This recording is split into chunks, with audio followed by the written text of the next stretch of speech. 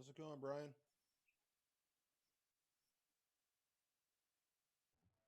Good, David. How are you? I'm good. I'm good. Hey, are we gonna have we gonna do a little opening day parade this year? Or? You mean at baseball? Yeah. I think so. She's waiting to see what happens, but I think she Are we plans are on we it. streaming now, Dan? Thank you. I'll get with you, Dave. I'll give you a call. Give me a Okay. call during the week.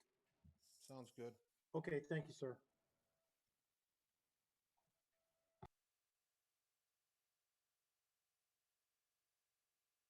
Spring season. Does that help? Could you guys hear me? What did you say, Amanda? I couldn't hear you. At this point, we're thinking not a big opening day weekend celebration for spring. Hopefully, maybe come summertime, but because of the regulations still in place on outdoors and masks and all that, we're thinking not for spring. Got it. Okay. Hopefully Dave? soon.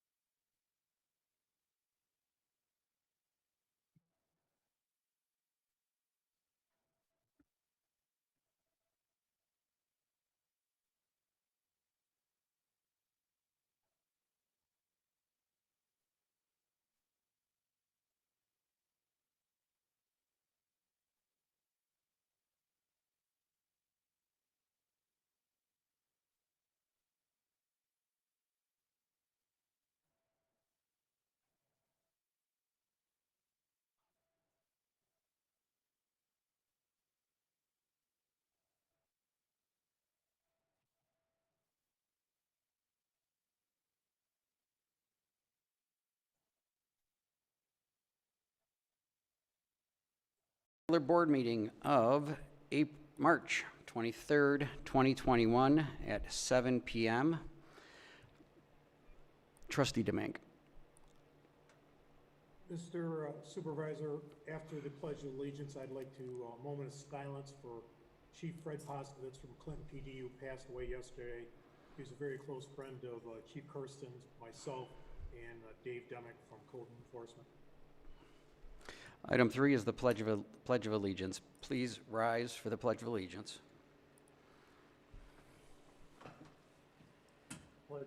I pledge allegiance to the flag of the United States of America and to the republic for which it stands, one nation, under God, indivisible, with liberty and justice for all.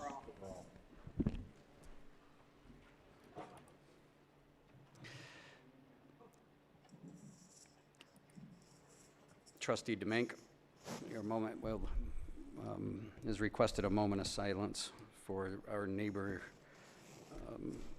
township who's hurting, for Chief Pasovich.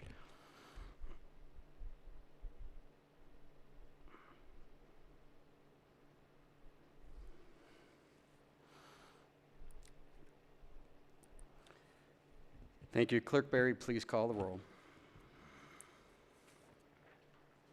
Clerk Barry is present from my home in Chesterfield Township, Michigan.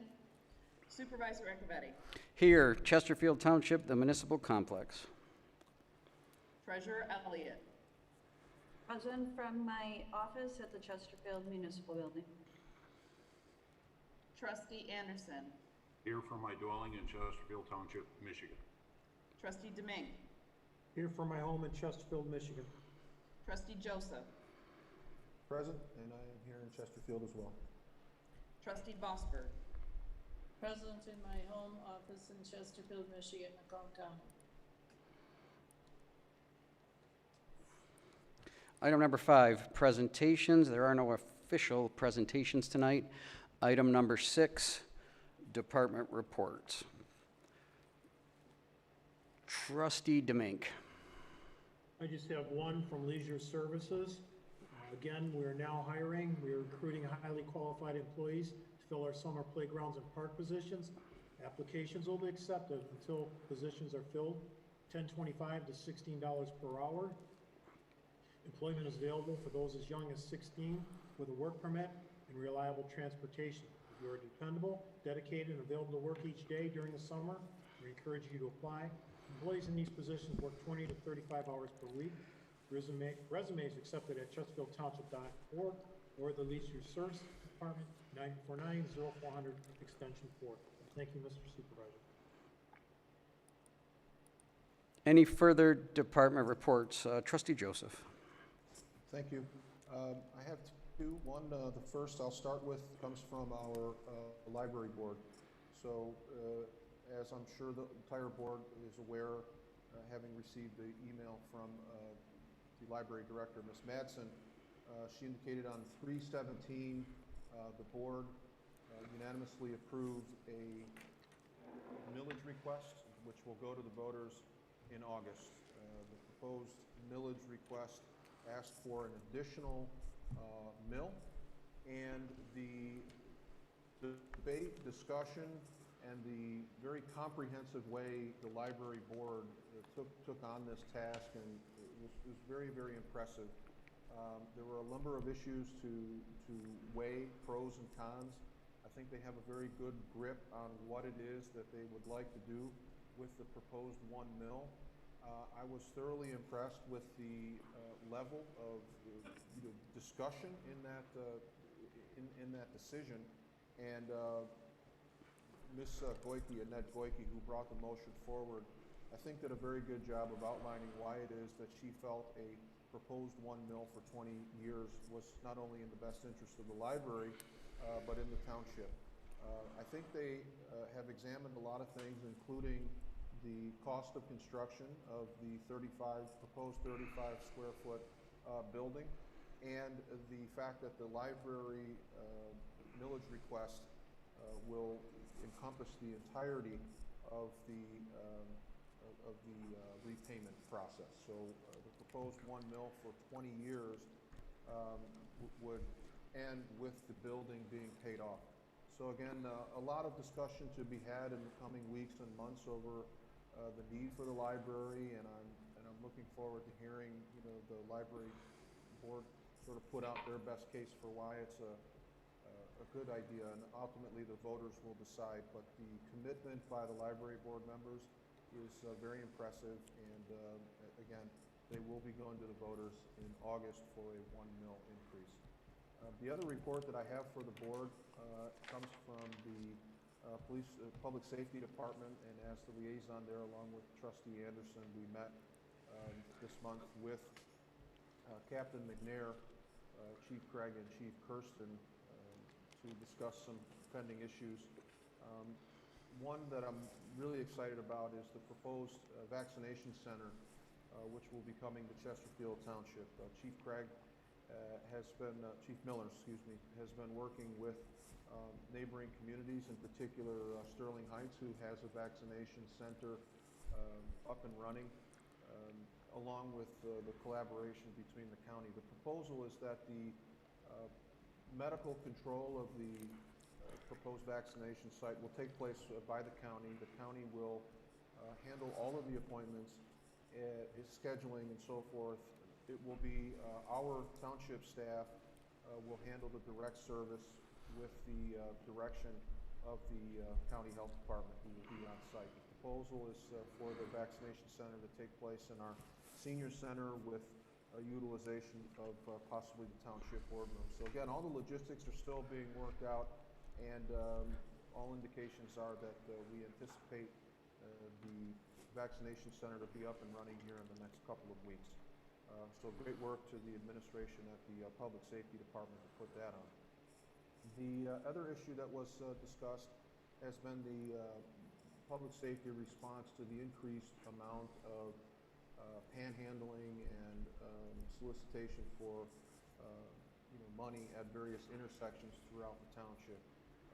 In talking with Attorney Siebert, this is an issue that is kind of on the rise in all communities, and the long and short of it is there is no ordinance per se that can be drafted to prevent somebody from what has been deemed by the Court of Appeals and the state Supreme Court as a constitutional First Amendment right. So the ability to ask somebody for or solicit money is protected under the Constitution, and so there have been cases where local ordinances have been struck down because it violates the Constitution. The concern, however, arising from individuals venturing out into traffic, into busy intersections, is enforceable under current township ordinance and law, and that having to do with the impeding of traffic. So I understood from Director Kirsten that we do have a couple of cases where individuals have been cited. It is a misdemeanor, and it is working its way through the local district court. Hopefully that serves as some level of deterrent, because the last thing we want are individuals being injured at these very busy intersections. The other noteworthy, normally our police officer appreciation week, which takes place in May, has been canceled. It's been canceled statewide, and the date has been moved to correlate with the fire prevention week, which will occur in October. So the open house that is typically done by public safety, police department in May is going to be pushed back to at least October, and we'll get more details out as they become more aware. Last thing from the police department specifically is the instead of the big open house, which also includes the Kid Print program, very, very popular program, and residents who are very invested in seeing their kids receive identification and fingerprinting and so forth. Is something that the police department typically does during open house. Happy to announce that there will be a Kid Print date. It'll correspond with the Friends of Chesterfield Police, who have been giving away yard signs in support of law enforcement. On April 17th, we will have a Kid Print event, and anyone interested in having a Kid Print ID will come to the police department. We're scheduling that between 11 a.m. and 3 p.m. I understand Director Kirsten's team will put out some informational flyers, which I'd be happy to distribute and share. But the opportunity to get a yard sign in support of the police department, as well as the Kid Print ID program, will take place on 4/17 between 11 and 3 p.m. And that's all I have, Mr. Supervisor. Thank you. Thank you, Trustee Joseph. Any further board comments? Treasurer Elliott. I'm happy to announce that residents are now able to make their water and sewer payments and their tax payments at a First State Bank branch. Residents may use the bank's drive-through for a contactless transaction without leaving your vehicle. First State Bank drive-through windows are open Monday through Friday, 9 to 5. Monday through Thursday, 9 to 5. Fridays from 9 to 6. And then also able to use those use their drive-through window to do your transactions on Saturdays from 9 to 12. Thank you. Thank you, Treasurer Elliott. Any further comments from the board? I am going to have a little one when we're done here, but we're going to Assistant Director Johnson. I will have one as well, Mr. Supervisor. Okay. Thank you, Clerk Berry. Good evening. I just wanted to make everyone aware that our water main project on 23 Mile Road started on Monday. So you will see barrels blocking one of the eastbound lanes on 23 at Donner Road. They are pulling the barrels off in the evening, so they're not blocking traffic all night and all day, but we appreciate the patience of the residents, and they'll be slowly moving east as we go. So that's underway starting as of this past Monday, and foresee some, backups during the day for the foreseeable future. Thank you. Clerk Berry. Thank you, Mr. Supervisor.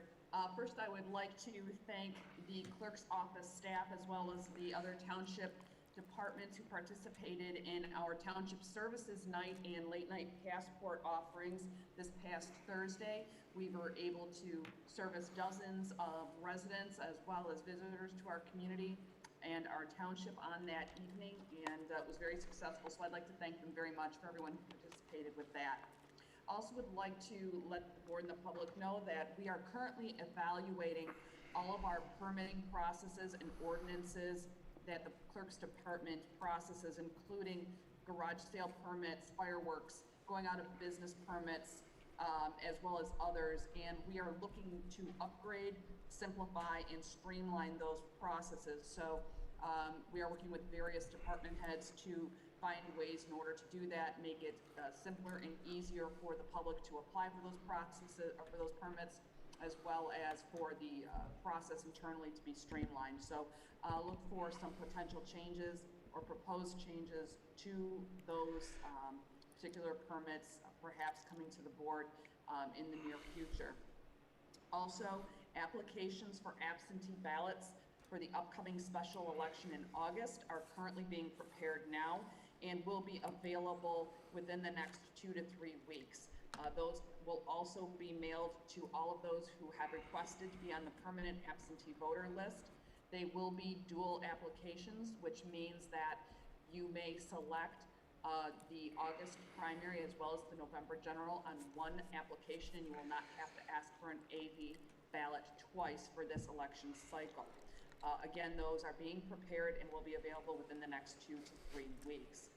Lastly, please like and follow the Chesterfield Township Clerk's Office on Facebook and Instagram for regular updates and notices of meetings, agendas, minutes, elections updates, news and notes on services, as well as some interesting facts that we'll post about Chesterfield Township and your Chesterfield Township Clerk's Office.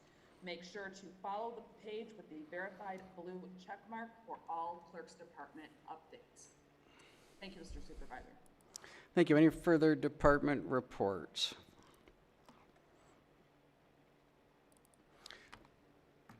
One from me. I want to highlight some of the upcoming road projects this year and also answer any questions if there's any from the board. I want to bring Assistant Director Johnson did speak about the 23 Mile Road water mains project, which is currently underway. So there will be a lane taken there, like he spoke, intermediately throughout the day. So that is going to cause some traffic issues for the next 30 plus days and maybe a little bit beyond. And they will be doing whatever they can to get off the roads at night and to, when they finish a section, open it up. Some road projects that are going to be unfortunate for your east-west travel. Both both M59 and 23 Mile Road will be under construction for the next 2 construction seasons for M59, and 23 Mile Road will be for the next 3 or 4 construction seasons. Now, this will not be in Chesterfield Township. However, the fact that those 2 major thoroughfares are going to be under construction at the same time may cause us some issues. Sugarbush Road paving is expected to finish off this year from where it left off last year, approximately where my hand is at. Would be just south of the intersection of Sugarbush and Sugarbush, and be paved all the way to 23 Mile Road. That is one piece that is in desperate need. Our last known substantial road project for the 2021 season is going to be some work on the intersection of 26 Mile and County Line. That will commence sometime this construction season. The path extension on Jefferson, this will be starting in the next, this spring, and that is to extend the path from the end of the Salt River Bridge to Sutton. There will be some impediments to traffic for that one as well.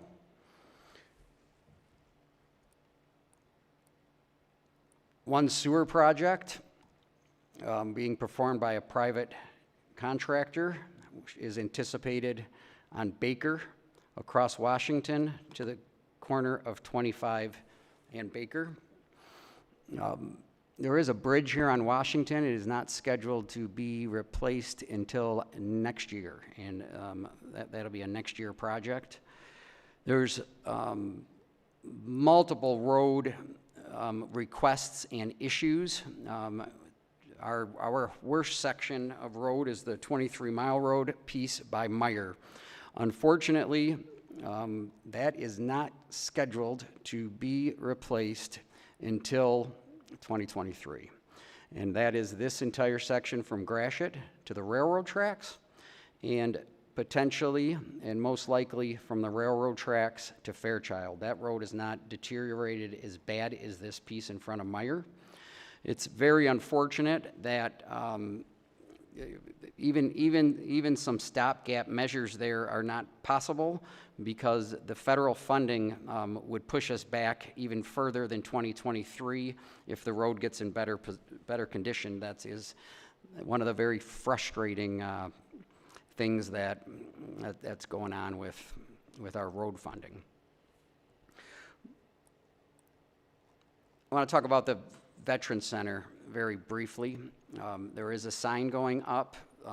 There will be a ribbon cutting and a turning that facility over to the state of Michigan in the beginning of April. They are looking for help, and they are looking for skilled workers at all sorts of different levels for that amazing facility, and you will see a sign up there with contact information, or you can contact our office.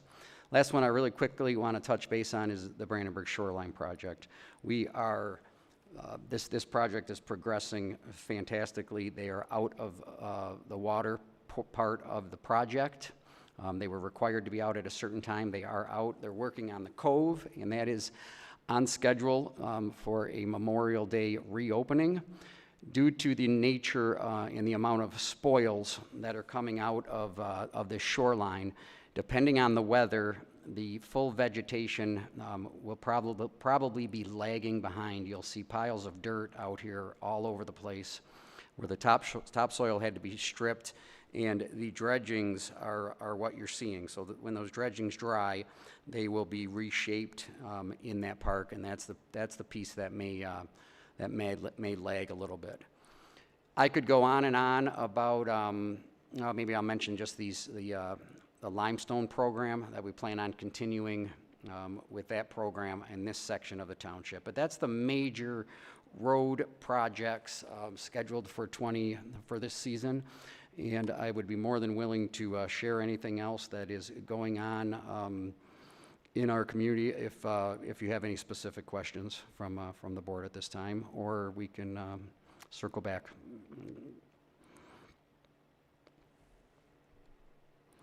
Moving on to item number 6, which is item number 7, the consent agenda. Clerk Berry.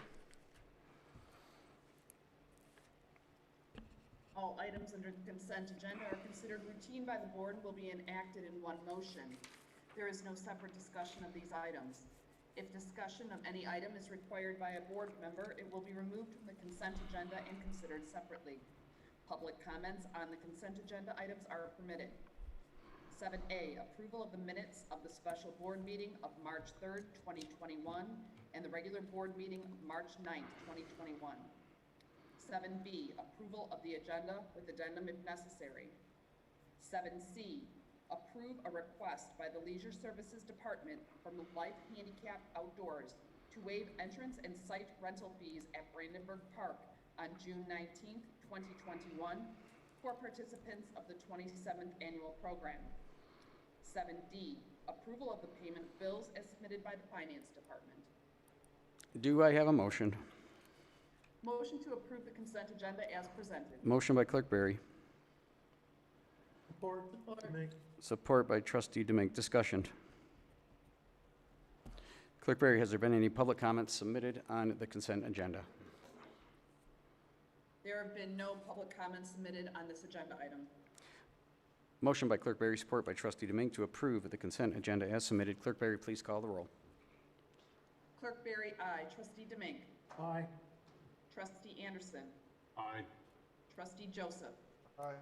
Trustee Vosper. Aye. Treasurer Elliott. Aye. Supervisor Acciavatti. Aye. Motion passes. Clerk Barry, item 8. Oopsie.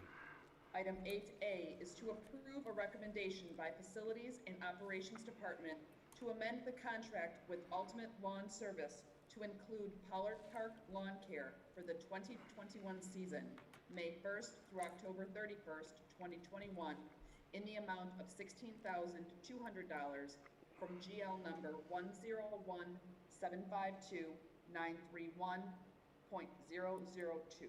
Do I have a motion?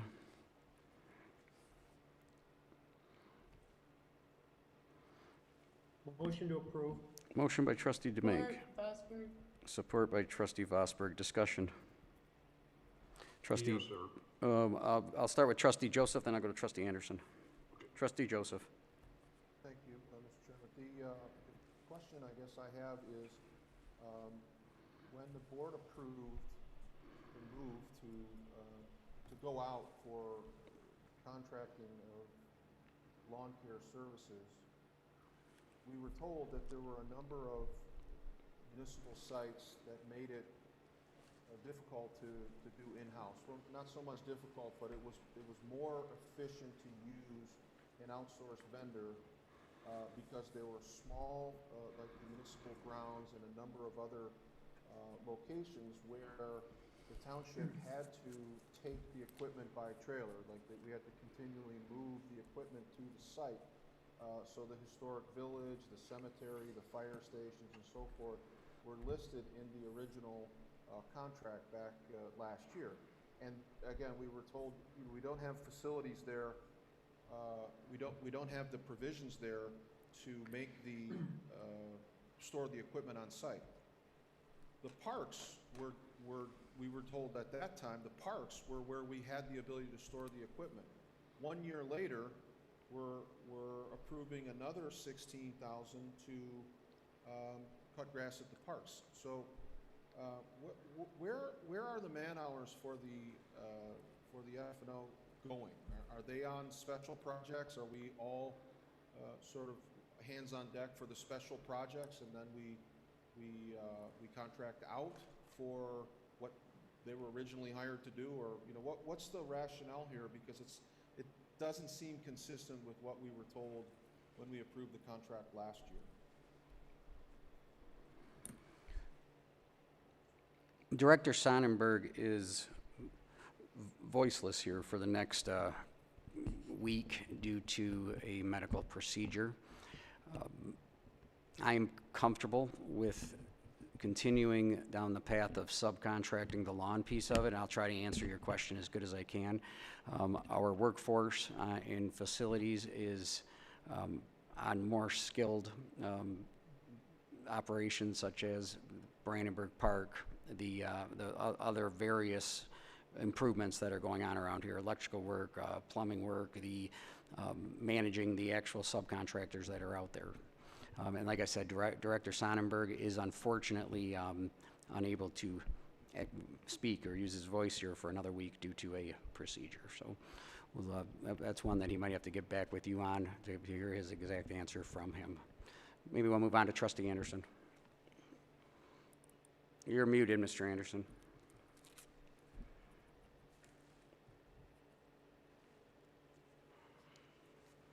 Thank you. Too many buttons to click here. Yeah, Trustee Joseph asked a couple of things I was concerned about, and also February 9th meeting, we had a presentation of this LTAS TRX Model 766. It was termed the Swiss Army knife of weed harvesting. Director Sonnenberg talked about how we could cut Phragmites, especially Pollard Park, the drainage problem. It was a great piece of device at $19,000, almost $20,000. Trustee Joseph had a device that'd be cheaper, but we went with this one. And now we go ahead and we contract out to have our firm, this outside firm, cut Pollard Park. So we have this piece of machinery sitting there that we purchased. And I think the term special projects, I know that the workforce is kind of cut slim with some of these projects, but we've had discussions in the rear about Pollard Park, not Pollard Park, Brandenburg Park. $1.some million worth of asphalt was installed a few years ago. It's our understanding that it's supposed to be sealed to maintain it. The bridge over Meldrum Creek that separates middle schools south, that was redecked by our workers, Mr. Sonnenberg and his team. They buffed out the steel work on there, the superstructure. Nothing's been done on either of those things. They are left exposed to the elements while these other things are going on. I'm just thinking we're shortchanging our residents moving forward with these things happening now. Just politely ask, could they work that in the schedule, maybe seal, especially they have the park shut down for a couple more months, seal that parking lot there to increase the life of it.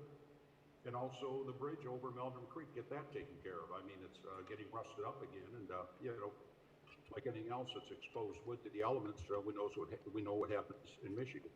All right, thank you. Thank you, Trustee Anderson. Any further board comments? Trustee Demink. You okay with me speaking? I have a comment as well after Trustee Demink, Mr. Chairman. Trustee Demink. In relation to Trustee Anderson's question, I asked the same thing of Josh. He couldn't speak, and he sent me this message earlier today. The mower will still be used as planned at Pollard if we get a lot of rain in the low areas. The mower was purchased to fill multiple needs across all township-owned property, replacing the existing tractor that cuts the retention and detention ponds. The mower with its brush hog deck has already helped us cut trails behind the youth center requested by Leisure Services. One other example of this, we have had issues cutting along the drains at the main offices, which is typically done with a large arm tractor, which has gotten stuck several times. And that was from Josh. I just wanted to pass that on from earlier today, Hank. Clerk Barry. Thank you, Mr. Chair. I noticed also in the agenda item that this contracted amount also includes all fertilization and weed management. And so it's not just cutting the lawn, I noticed, but it's also handling those other things that in the past, I know we have had issues or comments from the facilities and operations staff in the past regarding the need for special licensing for that, as well as the, toxic, potentially toxic elements involved there that there would be exposure to and so forth, and the additional things that would have to be done. So in addition to the cost analysis that's provided in the executive summary from Director Sonnenberg, I would point out that I'm in favor of this because in addition to being a cost savings, as he has pointed out there, and allowing us to utilize those staff for other projects that are, as you pointed out, a little maybe higher higher skill necessary, we'd also be saving our facilities and operations staff from having to manage that as well. So I think that's another benefit, and I think at the end of the day, the 16.2 for this particular service is money well spent. Thank you. Any further comments from the board? And then Trustee or Clerk Barry, has there been any public comments submitted on item 8A? There have been no public comments submitted on this agenda item. Thank you. We have a motion by Trustee Domingue, support by Trustee Vosberg, to approve item 8A as submitted. Clerk Barry, please call the roll. Trustee Domingue. Sorry, aye. Trustee Vosberg. Aye. Trustee Anderson. No. Trustee Joseph. No. Treasurer Elliott. Aye. Supervisor Acciavatti. Aye. Clerk Barry, aye. Motion passes. Thank you, Director Sonnenberg and your team. Item number 8. 8B. 8B is to approve a recommendation by Facilities and Operations Department to purchase garbage carts from Cascade Cart Solutions in the amount of $32,090 from GL number 10100010100. Do I have a motion?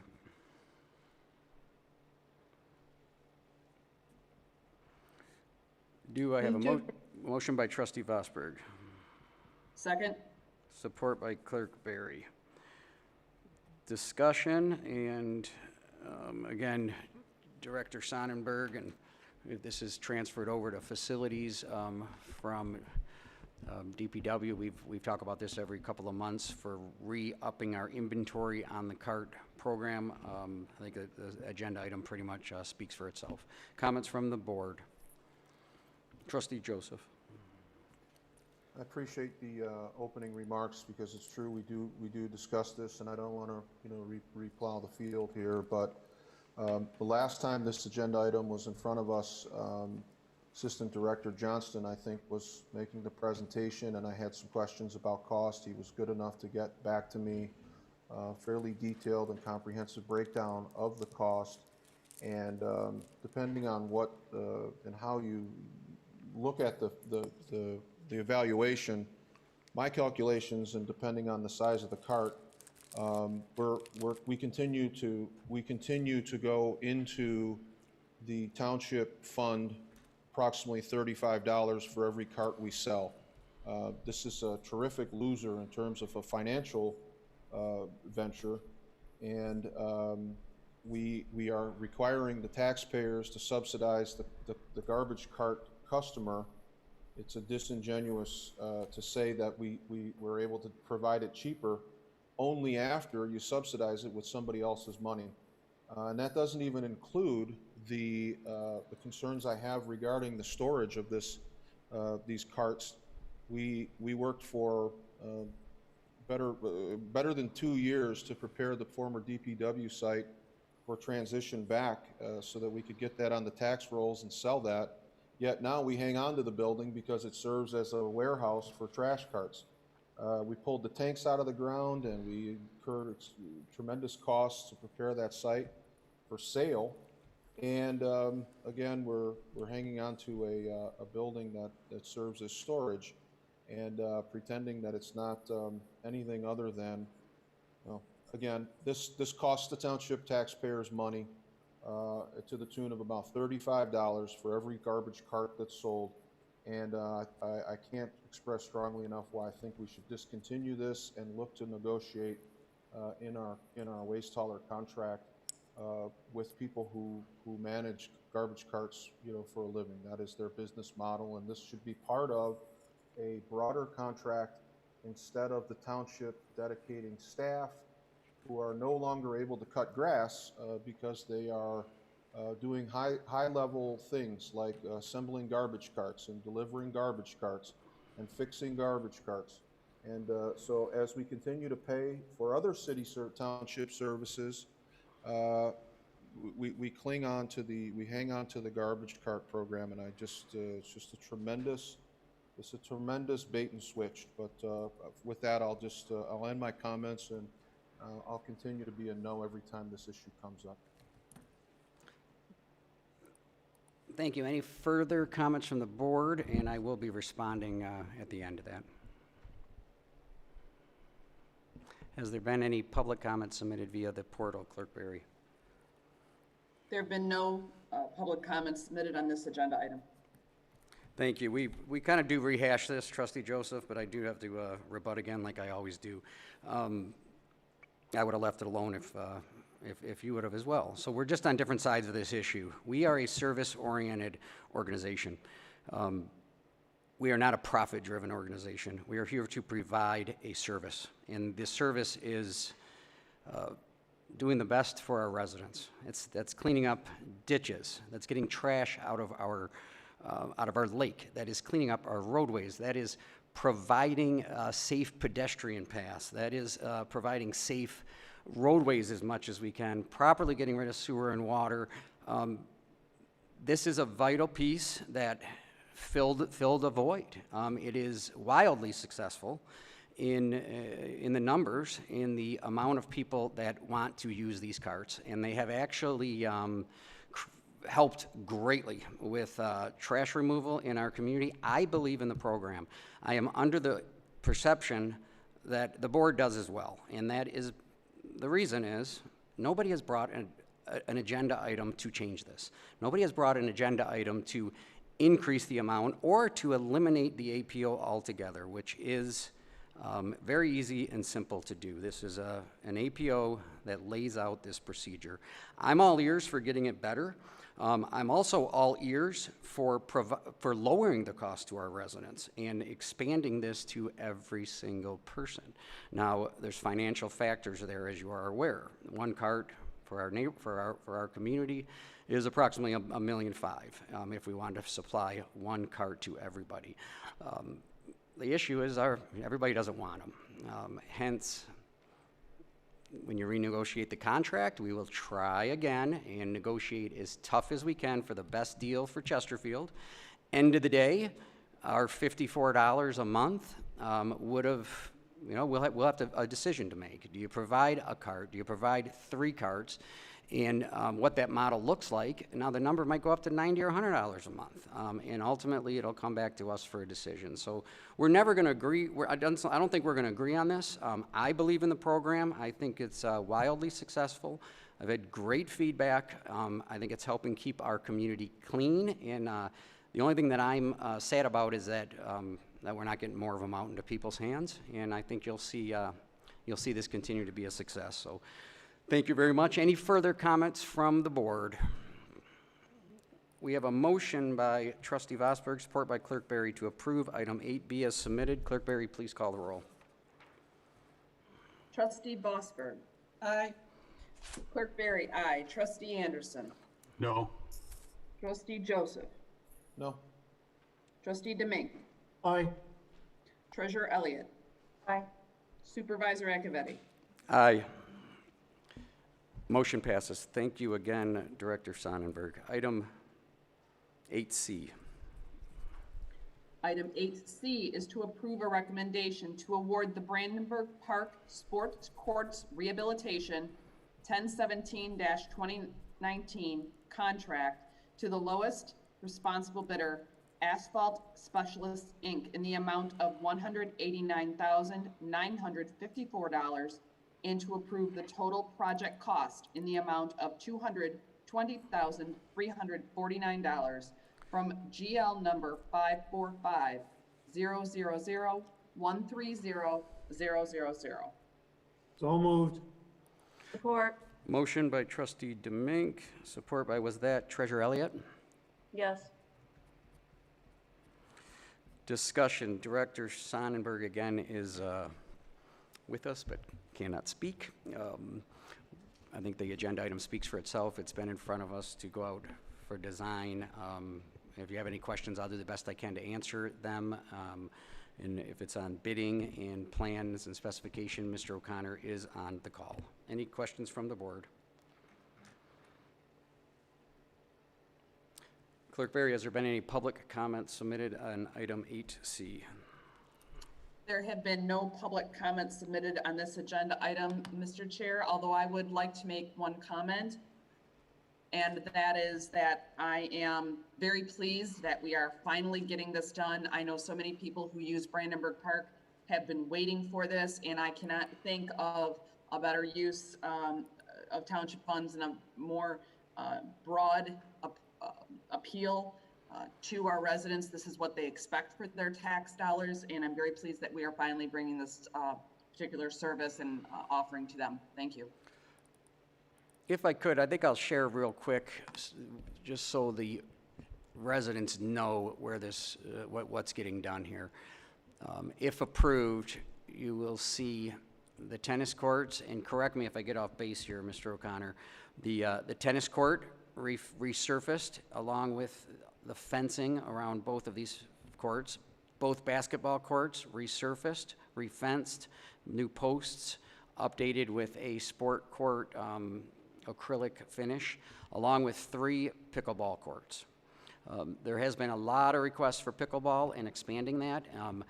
This layout is what is getting built if it's approved tonight, and we're all ears for expanding that when or if the need comes. So I thought it was important to point that out. Any further comments from the board or public comments since last time we checked?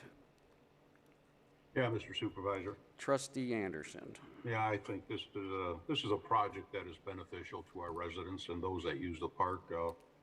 They could probably have some fun as a tractor pull on the hills that'll be left in front, but I think this is a benefit for our residents and those that use the park. So I think it's a good move. Thank you. Thank you. Trustee DeMake. Same thing, I had a lot of people over the years have asked me to, about improving the basketball courts and tennis courts, and I'm glad we're finally moving forward with this agenda item, and I think it's going to be definitely an asset to that golden park that we have. Thank you. Any further comments? I don't know if I've seen any other. One more shot at the public comments, Clerk Barry. No public comments have been submitted, Mr. Chair.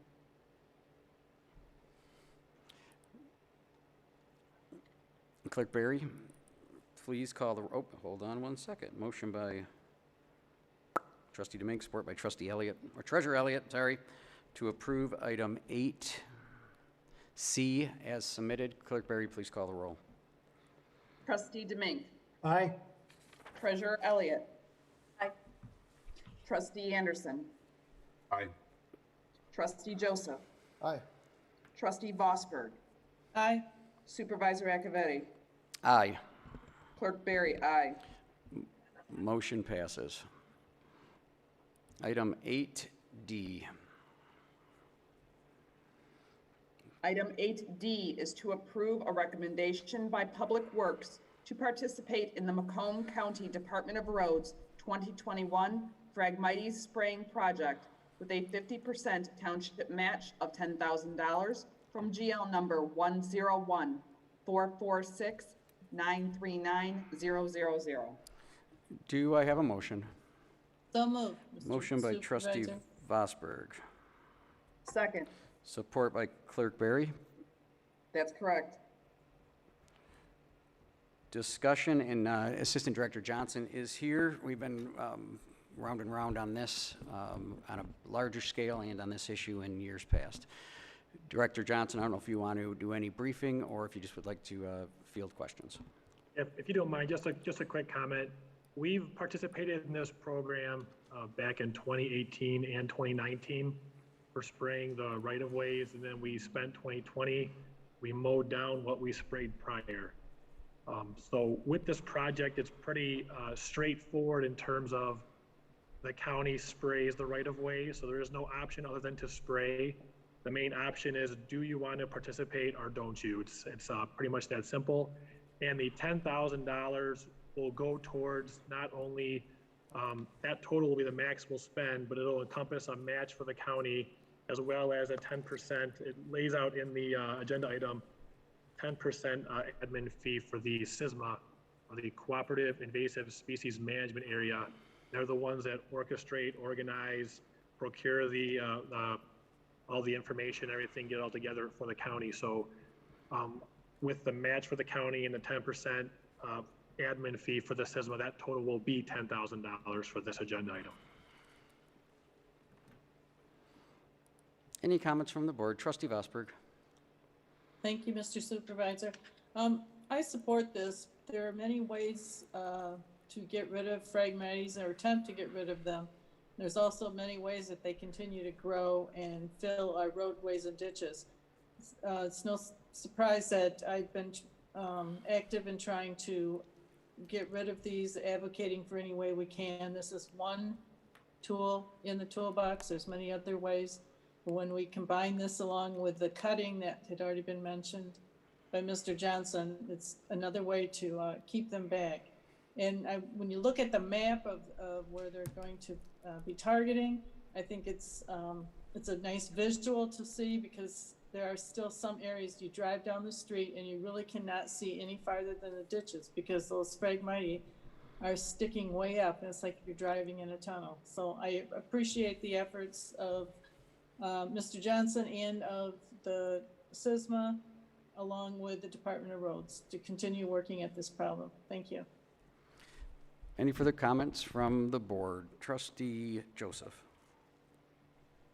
Thank you, Mr. Supervisor. I would just like to point out some of the, as you indicated, these are issues that we have covered in the past, and I appreciate Mr. Johnson pointing out that we're not really voting on whether or not to spray. They're going to be sprayed.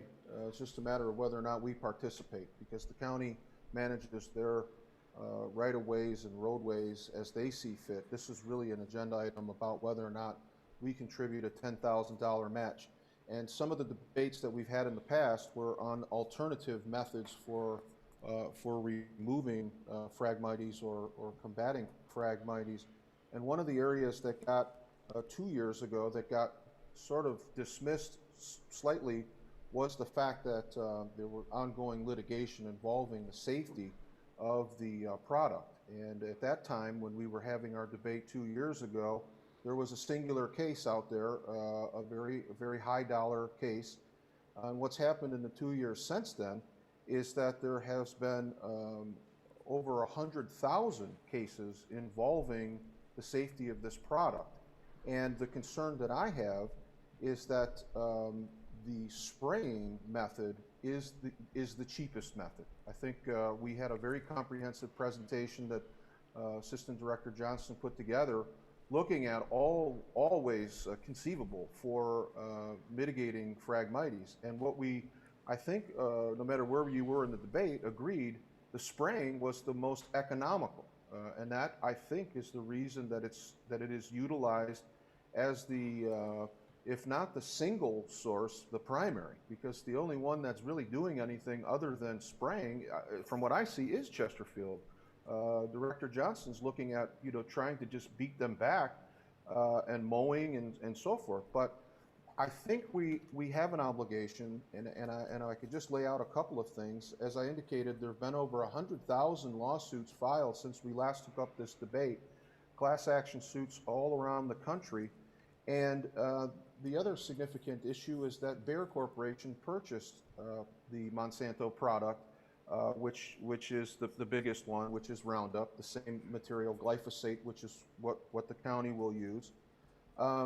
They took it up, and they are, as recently as the last few months, the Bayer Corporation has set aside over $10 billion to settle over 100,000 class action lawsuits. This is a dangerous product, and I think the concern that I have in trying to research it, since we took this up a few years ago, is most of the extensive research projects and studies have been done in the agricultural field. And agriculture is where you see the greatest use. Second to that is exactly what the product is being used for now, which is municipalities for weed control. What hasn't been studied in great proportion in comparison to the agricultural impact is the impact that this glyphosate has near water supply. And we've discussed this in the past, but we are uniquely positioned as part of the Great Lakes freshwater system, which is over 20% of the world's fresh water is in this region. And Michigan is unique in that it has the most freshwater coastline of any state in the country. When we spray this chemical into drainage ditches and culverts, we impact the water table and we impact the Great Lakes. And I know that a lot of people smarter than me have done a lot of research, but it hasn't been done in terms of how it impacts and what we see, how it impacts freshwater supplies and water tables. And what we see is a growing increase on the reliance of the spraying. And so not only, in my opinion, should we not be contributing to this project, but we should be using our voice collectively to look and explore alternative methods, even if those methods are a bit more costly, because what we're talking about is cancer. What we're talking about is non-Hodgkin's lymphoma. And that's why the Bayer Company has set aside $10 billion because this product is problematic. 25 states in this country have cities, municipalities who have banned or limited the use of glyphosate. The countries around the world, entire countries, including Austria and Germany, Vietnam, Middle East, you name it. There are hundreds, literally, of countries and states around the world that look at this product for exactly what it is, which is very, very problematic. So using it to spray weeds and potentially damaging our fresh water supply continues to be just a very egregious thing that we do, and we do it with no real debate on this issue. We just take the word of somebody else that it's okay. There's a lot of very good organizations that are doing it, so it must be safe. And the potential here is that the lack of action by our board, nobody serving on this board is going to be around when the full impact of what potentially could be a problem is fully realized. And I think I would encourage my fellow board members to do some research on this issue, and still, if you come to the conclusion that it's better and it's safe, okay, but I'm curious to know what kind of educated opinion people are putting forth, and rather than just taking the word of somebody else. So I strongly urge us to vote no on this and keep our people safe. This is dangerous, in my opinion. Thank you. Any further comments on the board? And I will be making one, and then we'll check for public comments. Real quick on, I think Trustee Joseph, you laid out pretty well the conundrum that we're in. We know this is a product that has gotten a whole lot of media, and there is a tremendous amount of money being spent by trial lawyers for probably one of the largest class action lawsuits since the tobacco settlement, and other ones behind that and behind that. The choice in front of us, and we are on the forefront, along with St. John's Marsh and all of our other communities, of mowing, burning, picking, doing whatever we can do to combat this. Your take on this is very good, frankly, but it really belongs, maybe letters to our state legislature or our U.S. Congress people, because they have the ability to regulate this. We do not, as a township, have the ability to regulate this chemical. The U.S. Commerce Clause does not allow us to ban it. The position in front of us is simply, do we want Phragmites in the road right-of-ways, or do we want to remove them using glyphosate and spraying of those Phragmites through the road commission? It's also important to be noted, EGLE, formerly known as the DEQ, and the EPA, their mission, and EGLE is a very progressive and probably one of the most pro-environment organizations out there. Their mission is to protect the environment. This is their recommendation. This is on their list of how to get rid of the invasive species. And the reason is, and this is one that we see here a lot the invasive species worse than that's the decision, right? Is the invasive species that's killing our ecosystem, not allowing life to exist for the native plants, the native creatures, the native animals, is that worse than spraying? And we're not just taking somebody's word for it. What we're doing is we're taking the environmental experts in EGLE, in EPA, 6 Rivers, it's their mission to preserve and protect lands, all through the SISMA and through SEMCOG, because they have determined the Phragmites and its invasive species is worse than the glyphosate, regardless of the trial lawyers and the billions in class action lawsuits. So I do appreciate your take. We're having a very nice debate about this. I would urge you to reach out to your state reps and state senators in Lansing and especially in Washington D.C. and share those. And I know they get tons of those because I had a lot of those when I was in Lansing. So, any further? Maybe we'll move up to the public comment. Any public comments? Yes, Mr. Supervisor, we have received one public comment on this agenda item. Please read it into the record. Or have Deputy Clerk Nizer read it into the record, whatever you're comfortable with. That's fine, I can read it, I have it in front of me. This comment is from Joe Kadich at 32825 Sutton. I oppose using township funds to pay the Macomb Road Commission to spray glyphosate Roundup in Chesterfield. I encourage the township to disavow using this and any herbicide and request that you pass a ban on herbicide use in the township. Glyphosate is now tagged a possible cancer-causing agent and is banned by many cities on both public and private land. Costco has stopped selling it and other big box stores are in the process of removing it from their shelves. The Phragmites that you want to spray can be controlled by repetitive cutting without introducing glyphosate into the drainage ditches, which flow into either a river or the lake. I'm amazed you're eager to spend our money to harm our habitat and our residents by doing this, but have refused to either set up helplines to schedule COVID vaccinations or establish a local COVID vaccination clinic here, which Treasurer LaFata and I have been requesting for over 2 months. Sterling Heights, St. Clair Shores, Warren, Lenox, Richmond have all set up local clinics to help the residents get vaccinated during that time, but not Chesterfield. Forget spraying Roundup or glyphosate and do something that is a real health benefit to the residents of this community. Any further public comments? There are no other public comments submitted on this agenda item. Any further board member comments? Trustee Joseph, you might want to touch base on what you spoke about in your beginning comments about the vaccination site here at the municipal complex and the plans. I was thinking that as the comment was read, I suspect that comment was submitted prior to the meeting's commission. So I'm sure Mr. Kadich will be happy to know that we've eradicated at least half of his problem. So, thank you.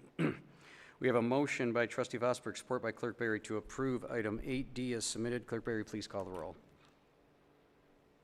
Trustee Vosberg. Aye.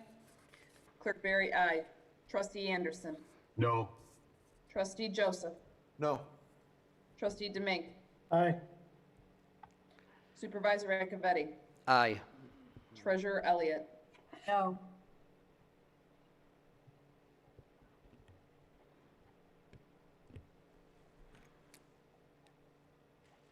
Motion passes.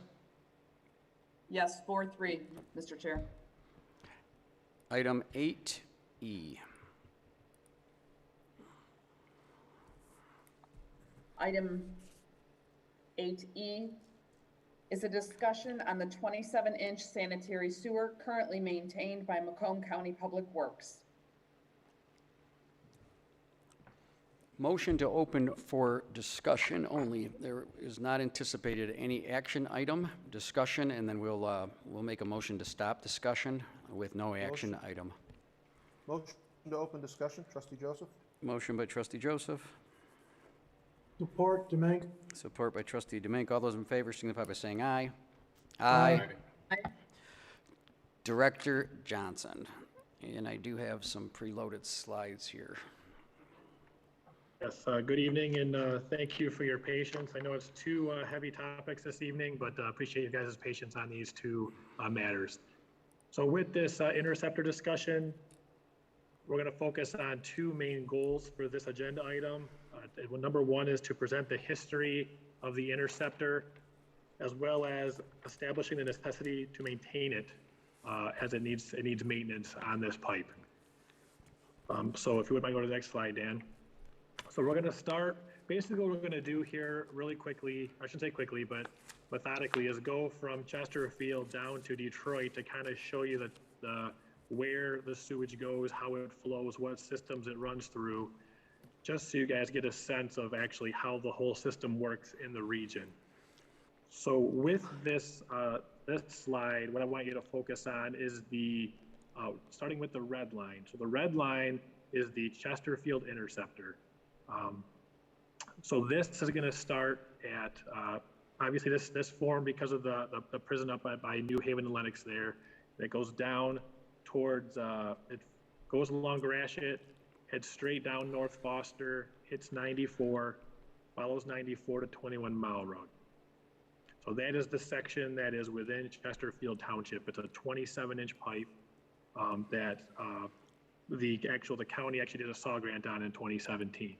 That pipe at one time connected to, it's called the Lakeshore Interceptor, which is the orange pipe. It might look kind of yellow, but it's orange. A section of that has actually been abandoned, and now it ties into North Gratiot Interceptor. We'll get there, but essentially for now, I want you to focus on the red line being the Chesterfield Interceptor, and then it ties to the orange line, which is the Macomb Interceptor, or it's the Lakeshore Interceptor at that point.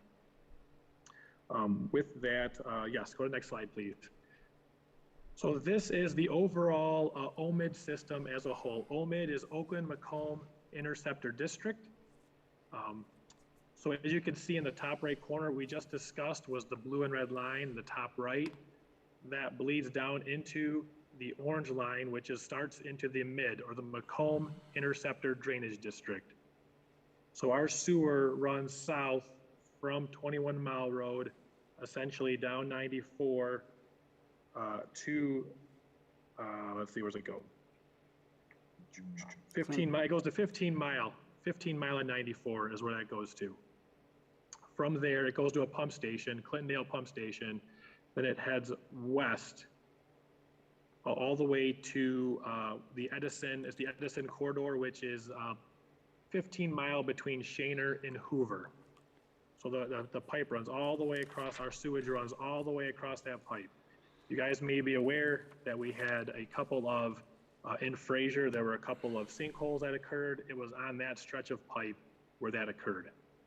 But this orange pipe, all the orange pipe there, and the pipe that runs north up Garfield, that is all a part of the Macomb Interceptor Drainage District. Now, what that does is that now, the orange pipe now flows into the green, which is considered the Oakland Macomb Interceptor District. Where our portion connects is 15 Mile Road, and it goes straight south. And that portion goes south to the northeast sewage pumping station, which is at Jefferson near, that's in, so the northeast pumping station is basically like Van Dyke and 8 Mile Road. So all of our sewage goes down to Van Dyke 8 Mile Road, which consists of the OMID section of pipe. From there, it enters Detroit. From Detroit, it just goes down to what's called the Wastewater Resource Recovery Facility, or WRRF. It is that is the largest recovery resource facility in North America, and that is where all of our sewage flows into. So basically, I'm going to just say, as the crow flies, from the recovery facility to 21 Mile Road, that's 21 miles straight that our sewage travels. Obviously, it's more given the direction it goes. So I'd say, it'd be roughly between 21 and 30 miles that our sewage travels to get treated. So it's a lot of pipe, it's a lot of big pipe, and it needs a lot of maintenance. One last thing is, with the OMID and the MID, there's 11 communities in the Macomb Interceptor Drainage District, and there's 12 in the OMID. So there's a total of 23 communities that participate in these pipes. They don't participate in all of them, only the green pipe that's south of 15 Mile, all 23 communities participate in. But the green north of 15 Mile is strictly the 12 in the OMID, and then the orange pipes are strictly the mid communities, the 11 mid communities that participate in those pipes. Now keep in mind that when I mentioned the Chesterfield Interceptor, that is not a part of the mid. So keep that in mind as we move forward. Next slide, please, Dan. So to start the history with this pipe, so back on December 29th, 1986, Macomb County Wastewater Disposal District, again, this is not the Macomb Interceptor District, this is a wastewater district, which is separate, entered into an agreement with Detroit to serve Chesterfield, Lenox, and New Haven. Next slide, please, Dan. With this pipe, so this interceptor, which is shown in yellow on the right, is roughly a almost 6.75 miles of concrete pipe. 6.14 is would be what Chesterfield utilizes only, and 0.59 miles is what Lenox and New Haven use. And then I'll explain where their sewage goes in a moment. So might be confusing, but Chesterfield right now uses the line in yellow strictly for us, not for Lenox and New Haven. Along with that, there's 105 manholes, 95 belonging to Chesterfield, and then 10 belong to Lenox and New Haven. Sorry, Dan, you were fine. So how this affects our township is the area in green is what currently, based on our current sanitary sewer master plan, is the area that this pipe would affect. So any growth or development in these areas would be tying into that 27-inch Chesterfield interceptor. Currently, it serves roughly, it says 8,600 residents I have, but it's roughly 8,500 residents and roughly 100 businesses. But that's about what we're currently utilizing with that pipe. So it's a pretty significant amount of our community that is using that pipe at this time. And based on the master plan that was approved last meeting, the goal is going to be determining the capacity, not only in our system as a whole, but also determining this pipe, this 27-inch pipe, to see what capacity is in there currently, what additional capacity is there, and what are we using, as well as there was a possibility that depending on how this situation occurs, there could be more of the northwest corner of our township that could potentially participate in this 27-inch interceptor as a part of our sanitary sewer master plan. But again, in April or May of this year, we'll find out what determination is made with our master plan and how we can move forward, what makes sense moving forward, what we're gonna do. So next slide, please, Dan. So in looking at this agreement in 1986, we found the costs associated with this pipe. So initially, the total cost of the project was roughly $9.5 million. Of that, Chesterfield's portion was 7.8. But with a grant that the EPA provided the communities in the area, the township's portion of this project was only $314,000, well, $315, we'll say. So it was a very, well, at that time, not a small amount of money, but much less than what was initially anticipated for this project. So definitely interesting to find that out, because that was something I learned recently, which I thought was very interesting. Yes. So yes, that was what I had for that one. Thank you, Dan. So after that agreement, in October of 2003, there was an agreement signed by the communities what was about the North Gratiot Interceptor Agreement, which now that takes us to the blue line. So again, the red line is the Chesterfield Interceptor. That is Chesterfield only. Chesterfield sewage only goes through that, not Lenox or New Haven. So with this agreement, it took Lenox and New Haven sewage, ran it through a It's running it through a pump station that's right by Concordia Estates, and then it basically parallels our interceptor right down to 21 Mile Road area. So this double barrel bypass sewer serves Lenox and New Haven.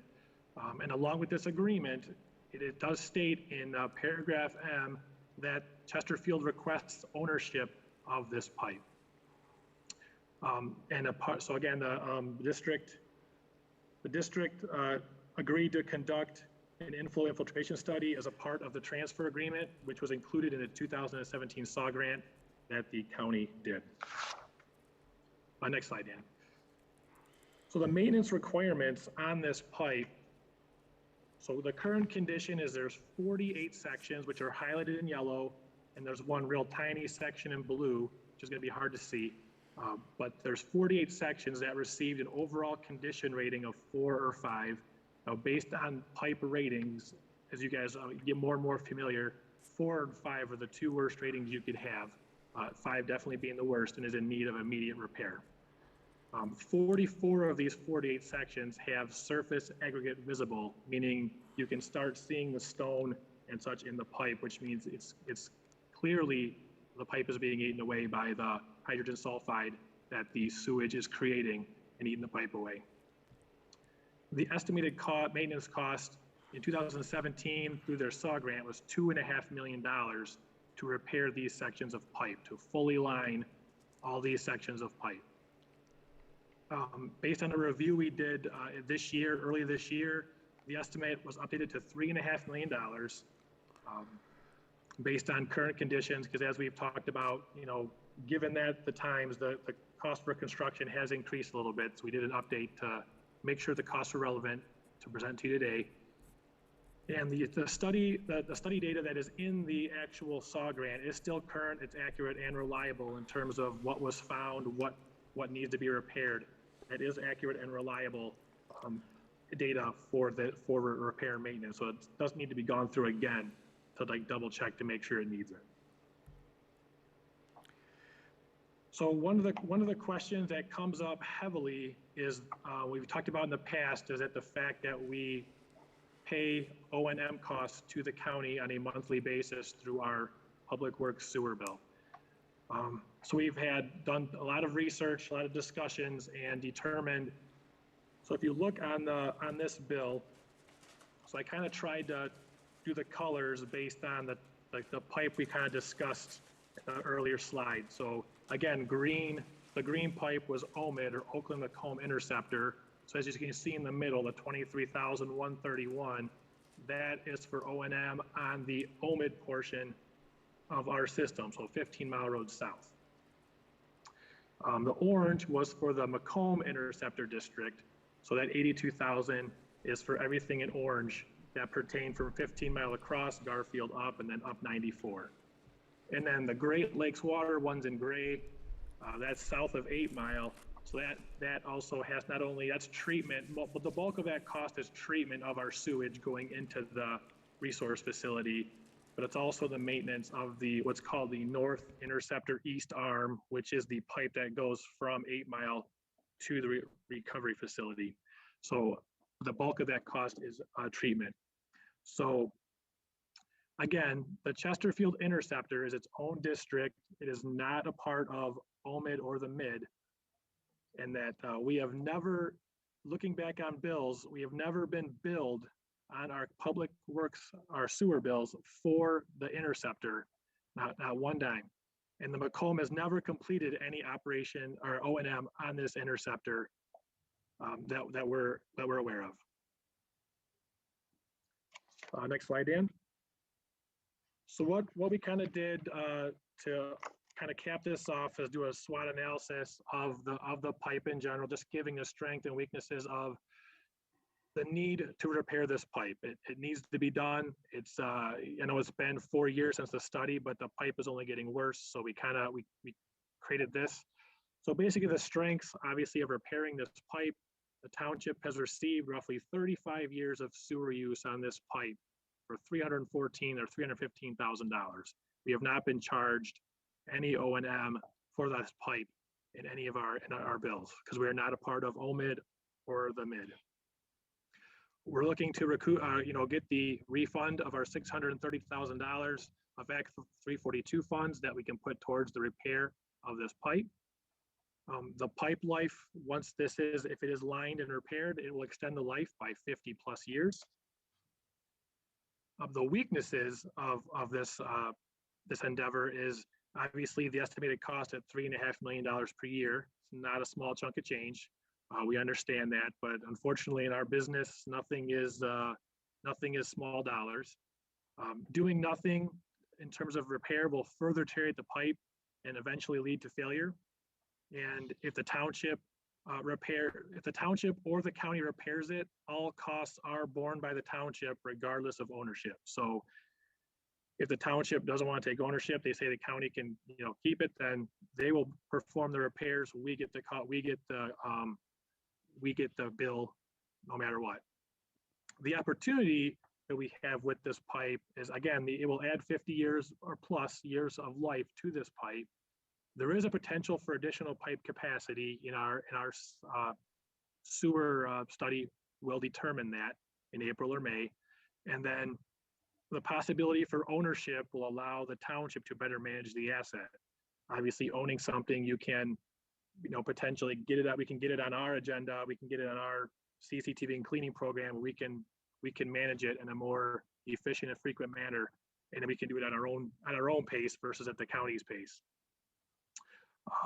Again, the threats that go along with this is the pipe will continue to deteriorate if no action is taken. A future collapse or failure would cost millions to repair just that location if there was a failure. And then roughly 8,600 resident homes will be backing up if a failure occurs in this pipe. So the last slide we have for final thoughts is, again, our main 3 points here is number one, the need to repair this interceptor to make sure the residents that are tied to this pipe don't, potentially suffer any sewage backups, things of that nature. We're looking to refund the Act 342 money, which obviously the board is definitely in favor of that. And then we're going to look at working on creating an agreement with Macomb County so that we can figure out a way to repair this pipe, and just to make sure we can get moving forward so our residents are properly protected, because obviously being a sewer pipe, it's health, it's safety, it's making sure we're keeping sewage where it needs to flow, which is down to the recovery facility, and being treated properly. So with that, I appreciate your time listening to me, and we welcome any, obviously, comments, discussion, and questions. This is a discussion only. Any comments from the board? There will be I've been requested by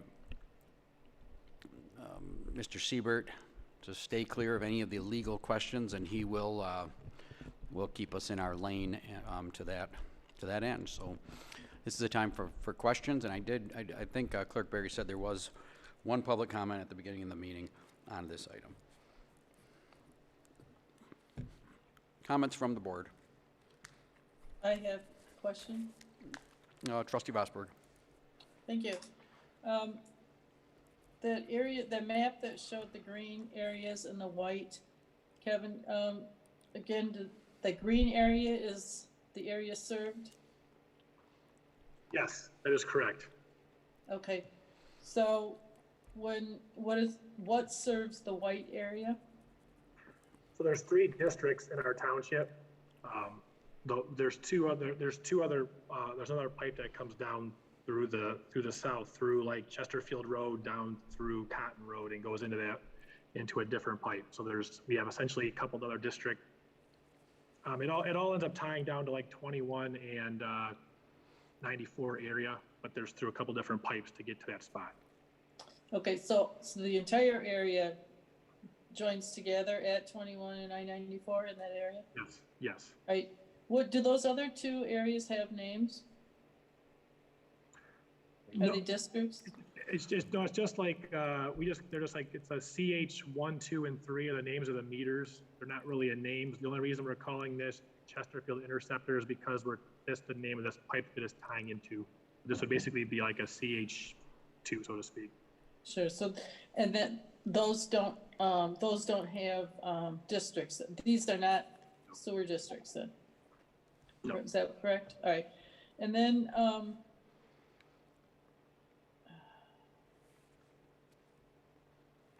oh, at the end there, you had said that agreement with Macomb County, but again, the agreement is with Macomb County Public Works, Yes. not any other, not the road commission nor the board of Right. commission or anything like that, it's Public Works. Yes. Okay, that's all I have right now. Thank you. Any further board comment for round? Yes, Mr. Supervisor. Trustee Anderson. Yeah, thank you, sir. Kevin, two quick questions here.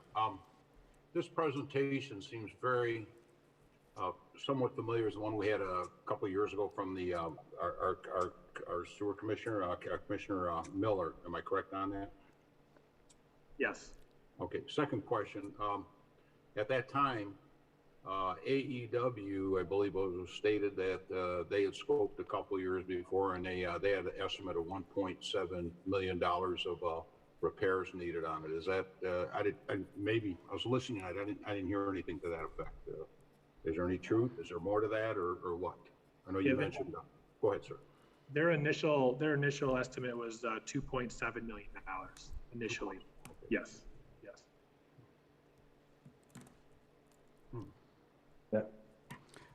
Any Hank, further? this is Director Coddington. You are correct. There was a statement of $1.7 million initially in the very beginning, but that was not including any of the bypass pumping that would have been involved. And that came to about $800,000, which would have brought it back up into the 2.5 area. But you're right. The initial estimate just to do the repair was 1.7, but not including the bypass pumping that would have been involved with that. So the bypass pumping was not in that estimate. Thank you, sir. Sorry about that. Trustee Joseph.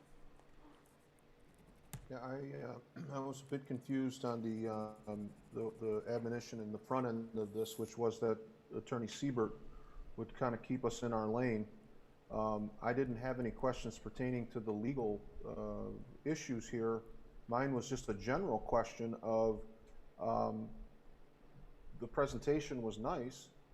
The question is, why are we contemplating and looking at a discussion and cost associated with the repair of a pipe that we don't own? This is not our pipe. That was what we engaged Attorney Siebert on. Specifically, the county presented us with an offer to take possession of a pipe that belongs to the county Public Works Department. And the last action that this board took was to politely say, thanks, but no thanks. We declined the offer. This pipe is owned by the county. Why are we directing all of the resources that are, that was the finding, Mr. Supervisor. I see you shaking your head no, but we declined the offer to transfer the pipe to the township. That was the letter that was returned. And Trustee Anderson was right, and I appreciate Mr. Coddington making the distinction. At the time that the presentation was made, we were told that the pipe was in disrepair to the amount of $1.7 million, and that there was roughly $600,000 of what was described, as I recall, bond overpayment that was entitled, that the township was entitled to.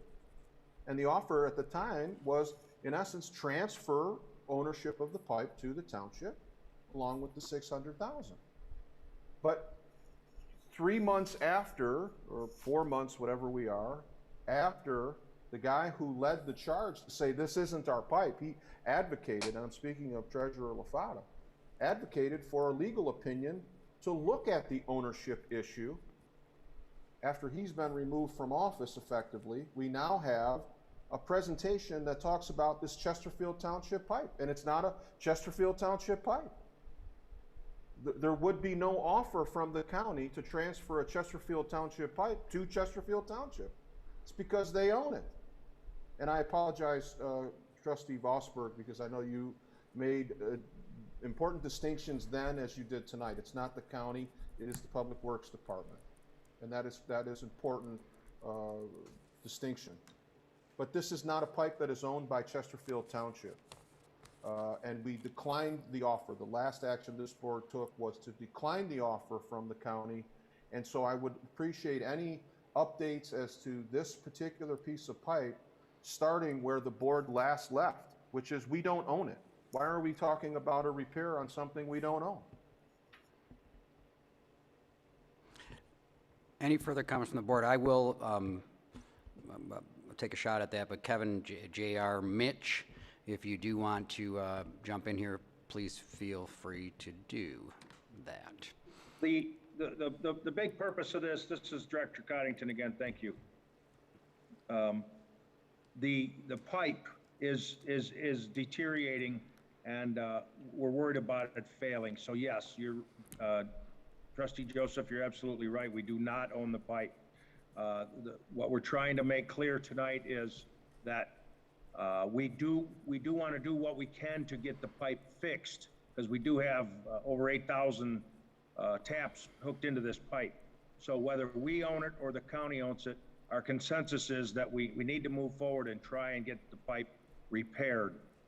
And on the same line, we would like to move forward and try to take possession of the pipe, whatever that may take. And you're right, at this time, we do not own it, but the purpose of this meeting is to let you guys know that the pipe is certainly hasn't fixed itself. If anything, it's getting worse, and we're concerned about it. And we do want to figure out what we can do to move forward to either take possession of this pipe or at least work forward to get the pipe repaired. That is our number one consensus at this time. So maybe I'll do a little follow-up here. So the ownership discussion at this point is somewhat on pause and off the table. What's being discussed about, and it frankly was my demand, and in concert with the department and the Public Works Office. Number one, repair the interceptor. It is 32 plus years old. It has known level 4s and 5s that can be lined now for a fraction of the cost of the value of this intersection and a fraction of the cost of what a failure would cost. And we're talking in the millions for a 10-foot piece of pipe. We can reline 3 miles of this. That is the piece that needs to be relined. We must reline that. Either the county lets the project, or we let the project. That's the ask. Repair, or that's the like number one, repair it. And number two, get our money back. Get our Act 342 monies back that have been with the Macomb County Drain Office, some since the mid-'60s and up to the early '80s. So there are 324 monies that were collected from certain districts to do wastewater projects, water main projects in specific Act 342 projects. It was approximately $670,000 plus sitting in the county's coffers. So those are check number one, repair the interceptor. Check number two, refund the payments. Continue and work on this agreement with Macomb County, which is what's progressing. So the ownership for the discussion of this meeting is somewhat off the table. However, it's going to be right in front of us here in a hurry. I could recircle around on what I feel the value. There is some changes here as well, and that is capacity. The liner in the downstream section of this pipe, maybe it'd be best to show the piece to you. The liner from approximately this 94 section, where it crosses 94 to 21, could potentially produce additional CFS capacity up here. That's the sanitary sewer master plan that we approved. If that happens, there is a huge value for providing sewer service for this area and potentially beyond in a much, much more efficient way than dragging this district where it's designed right here on 23 Mile Road and down in this industrial subdivision. So there's big, big, big opportunity here. Goal number one, this pipe cannot fail. It is, if we let another 32 years go by, it will be a guarantee that this fails. If the wheels start getting in motion now, this lining project can get going end of this year, next year, sooner the later, and sooner the better. The asset on this pipe is very simple. It only serves Chesterfield.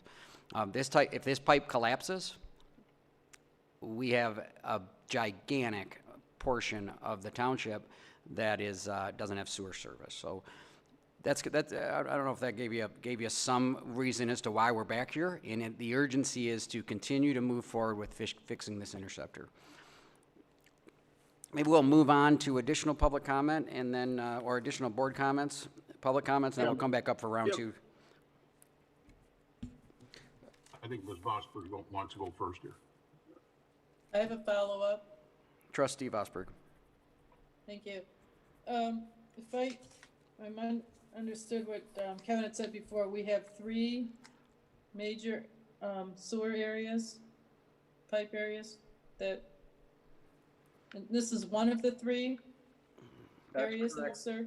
We have the green, and then there were two in white on that map. All right. How did the other 2 get maintained? I guess the question, really what I'm leading up to is, how was it that one area is the county's and never became ours, or didn't start out to be ours, it's never been ours, and the other 2 have always been the township? Is that correct? That is correct. Okay, so how did, it came about because it was part with Lennox and New Haven? Is that how it came about? Right. And if this is an appropriate question for this discussion, how is it that, I'll ask the question, you can tell me if it's appropriate or not.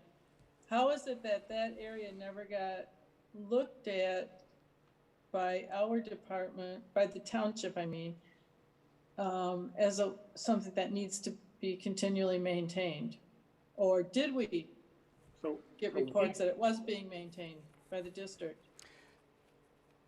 Kevin, I might be able to help with some of these the historic questions, and then these might be a little bit more in more in my wheelhouse than yours, but. Yeah, so we maintained all the sanitary sewer pipe but the 27-inch, because obviously that's county owned. Everything in the green, other than the 27-inch pipe, we do maintain through our CCTV and cleaning program. So don't think that all that pipe is the county. It's just the 27-inch, the big blue line on this map is the only line that's never been maintained by the county, because we don't own it, so we can't maintain it. So we need everything else we maintain though in that area. Yeah, the rest of the township in white. The further you go north, the smaller the diameter piping. It's as you go south, like Sugar Bush Road has a big sewer on it that dumps into a 54-inch on 21 Mile, which goes west and into the interceptors that leave this township to the south. But everything else that is sewered in white, we have maintained over the years and rotated the maintenance on it and the TVing of it throughout the township for the last 50 years, more or less. But okay, so the only thing, and I don't mean exact only thing, but generally, it's just that blue pipe is what we did not maintain. Were we getting reports that it was being maintained? I don't believe we've ever had a report that it was being maintained. At one point, there was a thought that there was O&M costs going to the county for maintenance of this pipe. So we were questioning, why was maintenance not being done when they were receiving money? But we found out through looking at our invoices deeper and more thoroughly that we have not been charged for O&M for this pipe. So we've never been charged a dime for O&M to maintain this pipe. All right, it leads to more questions that I can't really formulate right now, so I'll save them for later. Thank you. You're welcome. Thank you. Thank you. Yeah, Any well- further Yeah, I got a discussion on this couple one, then we'll go to remarks, public comment. Supervisor. Trustee Anderson. Yeah, thank you. 30-plus years ago, the township got in the business, sewer business with the county, whatever the appropriate entity was. That sewer was put in there, and that power owns it until a contract until 2026, better part of 5 years from now. And I know there has been payments. Now that the question is that the township's pay did not take care of that. Up to 6 years ago, you had 2 other communities dumping their sewage into that pipe, and the last 6 years has been exclusively Chesterfield, so we're told. And the county has allowed this to depreciate to this point. Apparently, since they weren't getting any money, what I'm putting together here, they let it go, and now our 8,600 residents are jeopardized because of whatever the reason is. I just wonder if, besides the search to try to repair this, perhaps council could take a look at this too, see if there's any other type of remediation, perhaps with the appropriate county government that's involved here that allowed this to happen before Chesterfield gets stuck with a bill of, repairing this. Just my thoughts. Thank you. Trustee Joseph.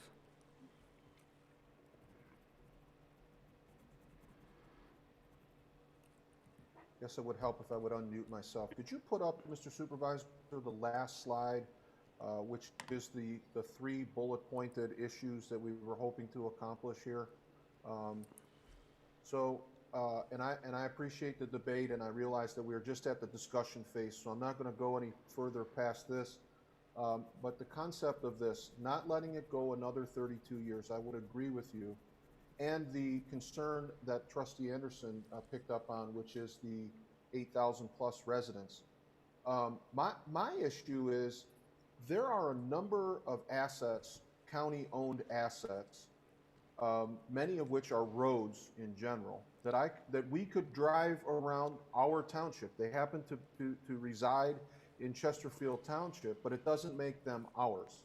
So roads that are problematic, we say that that's a county road. We don't have any say in a county road.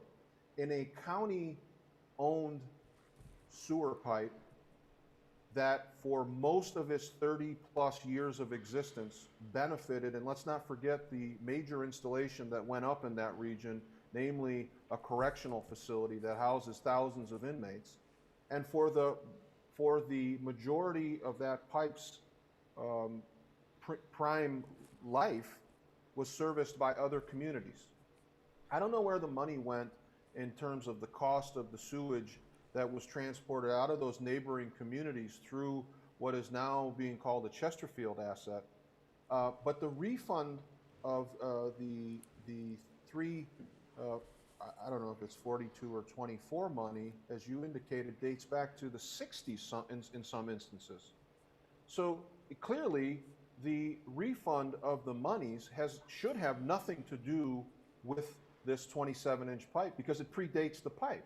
So if there's $630,000 attached to Act 324 or 42 money, that seems like a secondary discussion. That should be in the township coffers if the township is entitled to it. So tying it up with this pipe seems unfair.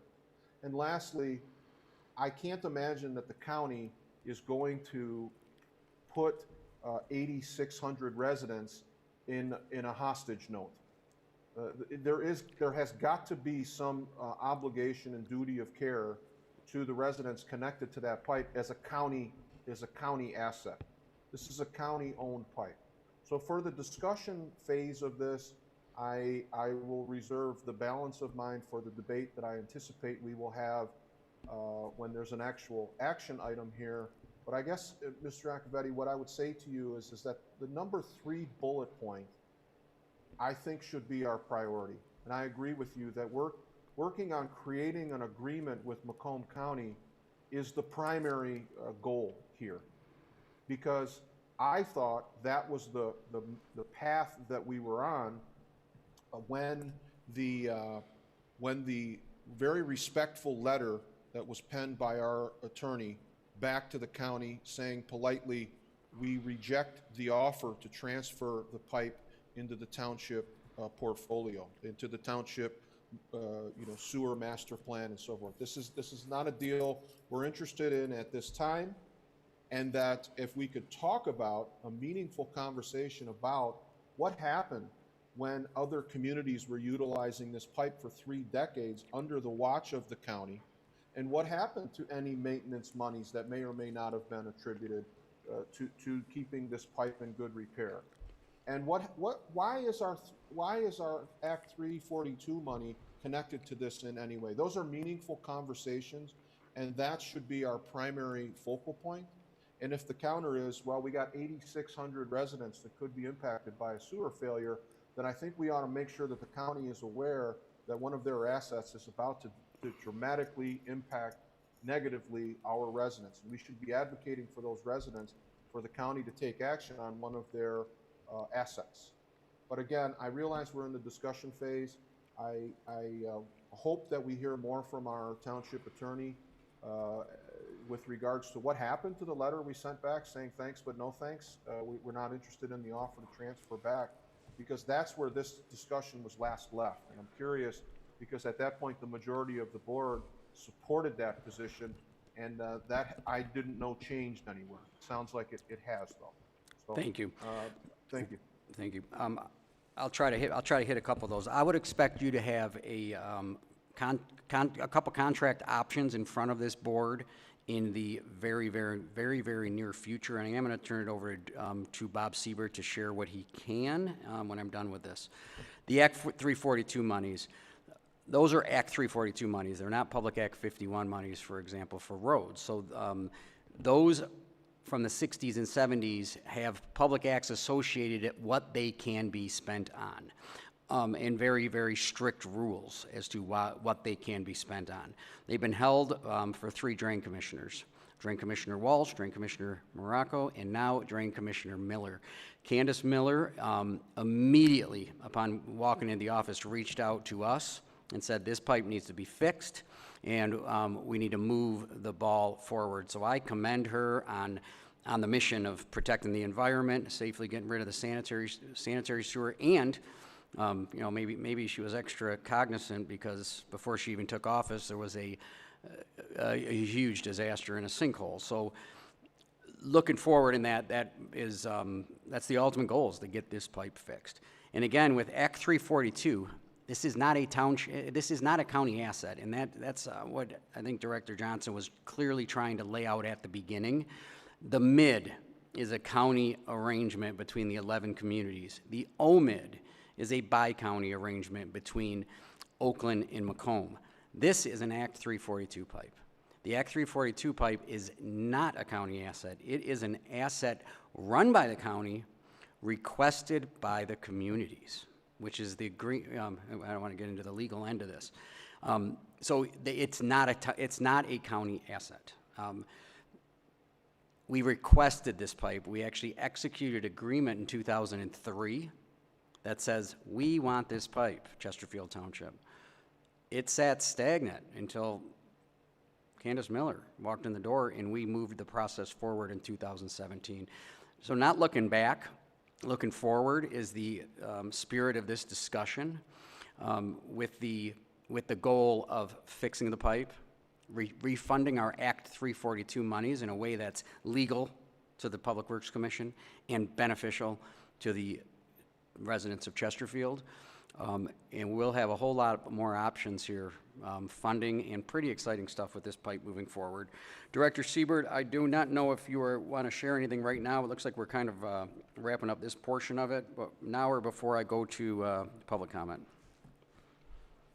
I wasn't going to add anything. The legal issues, as the board knows, I have addressed in privileged and confidential letters to the board in 2019. The board had 2 letters. I have shared those with Treasurer Elliott now that she's come on board. I would just add one point, that Trustee Joseph is correct, that when the board did direct that I send a letter to the county, I did that. I indicated that the township was not interested in accepting title and ownership of the pipe. But since that time, the county has approached the township, and I've had several discussions with the county attorney. They recognize, as the township does, that repairs to that line are necessary, and in some cases, they're imminent. And through the county attorney and the county engineers and our engineers have met, is they've said to us, look, these repairs need to be made, and if you don't want the pipe, we're going to honor our obligations under the agreement, and we're going to make those repairs, and we're going to do what we think needs to be done, and we're going to send you a bill. And it was at that point that they started discussions about whether or not we would like to reevaluate our position as to whether or not ownership of the line by Chesterfield may be beneficial. That's when some discussions started up over the course of the last, 8 to 10 months. There have been meetings with your engineering department, DPW, engineers from the county that I've been involved with as well. And they have started to reevaluate whether or not there is a benefit to the township. And I know that's why it is now coming to the township, because the county said, look, we'll hold the issue of ownership for another day. We'll kick that can down the road. We're not gonna fight those legal fights now. What we need to do now is fix the pipe. And the township then started to evaluate from a technical standpoint whether there would be benefit to us in taking ownership. And this is, I think, the first opportunity for DPW to bring it to the board, generally discuss the issues, and then, as Dan has indicated, come back at another meeting with maybe some options by way of agreements with the county where you can look at some terms in writing. Clerk Bear, if you could read the public comment or comments into the record. Mr. Supervisor, if I may, I just have one quick question before, and then I'll rest. I just was wondering, as Mr. Siebert talked about some of the negotiations that have transpired over the last 8 to 10 months, if perhaps before we get to a point where we're looking at options, if we could maybe enter into a closed session at some point to discuss what those issues are, because clearly you started this conversation with being very aware of potential legal issues, and we did discuss those in closed session previously, and if perhaps the board could be brought up to date on whatever's transpired from a legal standpoint, it would help in the discussion about what contracts we may or may not be considering. Just a suggestion. Thank you. Attorney Siebert is on top of that. Until we have a reason to go into closed session and be outside of the public, which would be legal action or a specific letter, this is an open, transparent process to the public. But when the opportunity comes up, and if this does go down a legal route, I'm sure Attorney Siebert will lead us there. Treasurer Elliott. This question, I have a couple of questions for Director Johnson. Did I understand that this spring, that white area that's up in the Northwest District, you'll have an idea of how many potential residents the capacity, right, will increase, and we'll have an idea of how many more residents would be able to serve over and above what we're serving now? Yeah, it's good. I'm not going to say guarantee it's going to increase, but it's going to give us a better understanding of our system, utilizing actual flows. Okay, so we'll know that sometime in the next month or two. Yes. And then the other question I have is, do you know how much, or do you have an idea, ballpark idea of how much it would cost to build that pipe today? Off the top of my head, I mean, you're talking, it's millions of dollars. I don't have enough off the top of my head. Probably well over 10 million, because it's a very deep pipe. Yeah, 15, 20, maybe a lot. It'd be a lot, because there's a lot of stuff there now, so. Okay, thank you. Clerk Barry, please read any public comments into the record.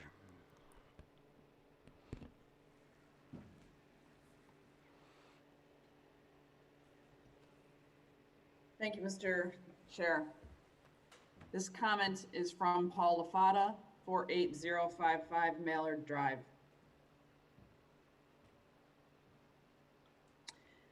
Has anyone on the Township Board reviewed the 3/23/2021 bills submitted for payment? Department 541 Sewer. There is the monthly invoice from the Macomb County Public Works Drain Commission for $391,184. Cost breakdown from invoice dated 8/1/2019, used for an example. Great Lakes Water Authority, sewage treatment, $280,349.93. Macomb County Drain Commission, OMI, operations and maintenance, $48,544.79.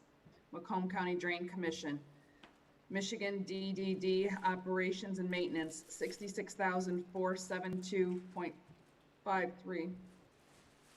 Macomb County Drain Commission, July 1st, 2019, the operations and maintenance cost was increased approximately $295,000 annually. What does the Chesterfield residents receive in return from the Macomb County Drain Commission for approximately $1,300,000 a year in fees? At a meeting held at the Macomb County Drain Commission, there were no records for maintenance. Letter dated October 25th, 2016 from Mark A. Hackle, County Executive, to Dave Flynn and the members of the Commission. Department of Public Works legal expenses. Quote, "It concerns me that more than $5.6 million in legal fees incurred by Commissioner Morocco that were charged to water bills in the 11 Macomb County communities. My question is, where did he get the cash to pay that extraordinary amount of legal fees, and did he have the authority?" The parties to that litigation were Commissioner Morocco, the County of Macomb, and the Chapter 20 drain, not the MCWDD or any of the 11 communities. That seems totally inappropriate, and those communities may have claim to restitution, end quote. Chesterfield Township's allocation was $432,359. Executive Mark Hackle, quote, "I find it ironic that Commissioner Morocco has now asked me to submit a resolution for the Board of Commissioners to approve for $5 million county bond to make needed repairs to that same wastewater system. If those legal fees had not been spent, the bond issue would not be necessary." Public Works settles 4 lawsuits. Quote, "In her first week in office as Public Works Commissioner, Miller ordered a forensic audit which revealed that between 2013 and 2016, the Public Works Office had spent $8 million in legal fees. Where is the Macomb County Drain Commissioner's responsibility? Does the responsibility and accountability leave the office with the prior Public Works Commissioner?" Contract issues. The 27-inch pipeline was originally for the Macomb Correctional Facility. The contract is in force until 2026. Chesterfield Township, New Haven, Lenox Township, and the Macomb Correctional Facility. New Haven and Lenox Township and the Macomb Correctional Facility utilized this infrastructure until 2015. In 2011, a new pipeline was installed over the 27-inch pipeline utilizing valuable easements. Anchor Bay Voice. Chesterfield Township resident unhappy with sewer project disruption. By Jameson Cook, January 11th, 2011. Phase 2 of the North Gratiot Interceptor project. This phase involves constructing a pump station near the dead end of Concordia Boulevard and implanting about 5 miles of sewer pipe from halfway between 26 Mile and 25 Mile roads to 21 Mile Road. But Gordon Wilson of Anderson, Eckstein, and Westrick, Inc. in Shelby Township, which designed the project, said officials used land for which easements were already gained, since the project goes over an existing 27-inch pipeline that was installed in part from Macomb Correctional Facility State Prison on 26 Mile Road. Who stands up for the residents of Chesterfield? $5.6 million in wasted revenue is evidence of an overcharge of fees to 11 Macomb County communities. Prime target for a class action lawsuit similar to Shelby Township. Paul S. Lafata. Any further comments from the public? There are no further public comments submitted on this agenda item. We do have a motion to close discussion on item 8E. Support? Motion by, was it trustee Vosberg, support by trustee Joseph to close discussion on item 8E with no action. All those in favor signify by saying aye. Aye. Aye. Opposed by saying nay. Thank you, Director Johnson, and we will look forward to the next steps on this one. Thank you very much for your time. Item 9, addendum, and Director Coddington and Mr. O'Connor. Item number 10, public comments. Clerk Berry, please read any and all public comments into the record. We have received one public comment from Paul LaFata, 48055 Mallard Drive. Managers have dominant characteristics, each to a different degree. The critic. Critics deliberately monitor their environment to give them rich information all the time. For example, how would you know if a task on a project was not completed? Would you notice it within days? A critic would because they set up their environment to alert them. Critics address success and failure. What good can actually? A project reaches too far beyond its financial means, a failure which is unfortunate, but can also serve as lessons learned. Managers that do not learn from their mistakes never grow professionally and will revisit the same problems in the future. The cheerleader has a profile of a chameleon. They find ways to take credit for everything positive and avoid anything negative. They are perpetual, quote, success survivors, end quote, even when the project is circling the drain. Cheerleaders have their own personal agenda, quote, how do I win, end quote, on their mind. Cheerleaders always celebrate their successes, but never provides constructive suggestions for improvement. They lack the ability to give pointed feedback because they do not want to be thought of as the bad guy. They want to be liked. Their unwillingness to give developmental feedback creates an environment where their team needs to look elsewhere for personal growth. Ego or reputation becomes all important, and they reward people who massage their ego instead of those who contribute to the results. It takes courage to be transparent and admit that there is a problem. If your BS meter locks on tilt with answers of extreme confidence with no substantiating quantitative data, you have the wrong leader. The coach and the mentor. The coach is one who celebrates successes, asks great questions, and provides constructive suggestions for continuous improvement. The mentor imparts, shares knowledge, expertise, and wisdom to colleagues with less experience. These qualities generally accrue over time. Mentors are usually older than mentees. Supervisor Acciavatti, no manager is burdened with only success outcomes. Real managers have all taken hits for failure and had to navigate recoveries. That is what establishes their profile. Your 3/9/2021 board comments did not address issue or failure resolution. Instead, you praised your team in denial of any operational issues or failures. Yes, they have a job and responsibilities. In return, they are well paid. Supervisor Acciavatti, you think my comments are entertaining. My comments are meant to be informative and educational. They are 98.99% textbook. Supervisor Acciavatti, when you discuss past year's accomplishments, remember Chesterfield taxpayers footed the bill so you could get your picture on the front page of The Voice just prior to elections. Anyone can spend money, none spent on essential building and parking lot repair. Parks and pathways are your primary agenda. It takes a real manager to improve services and reduce costs. If it looks like a duck, swims like a duck, and quacks like a duck, then it is probably a duck. Supervisor Acciavatti, time to put down the pom-poms. Paul S. LaFata. Any further comments from the public? There are no further comments provided or submitted for public comments. We'll move on to board comments. Trustee Anderson.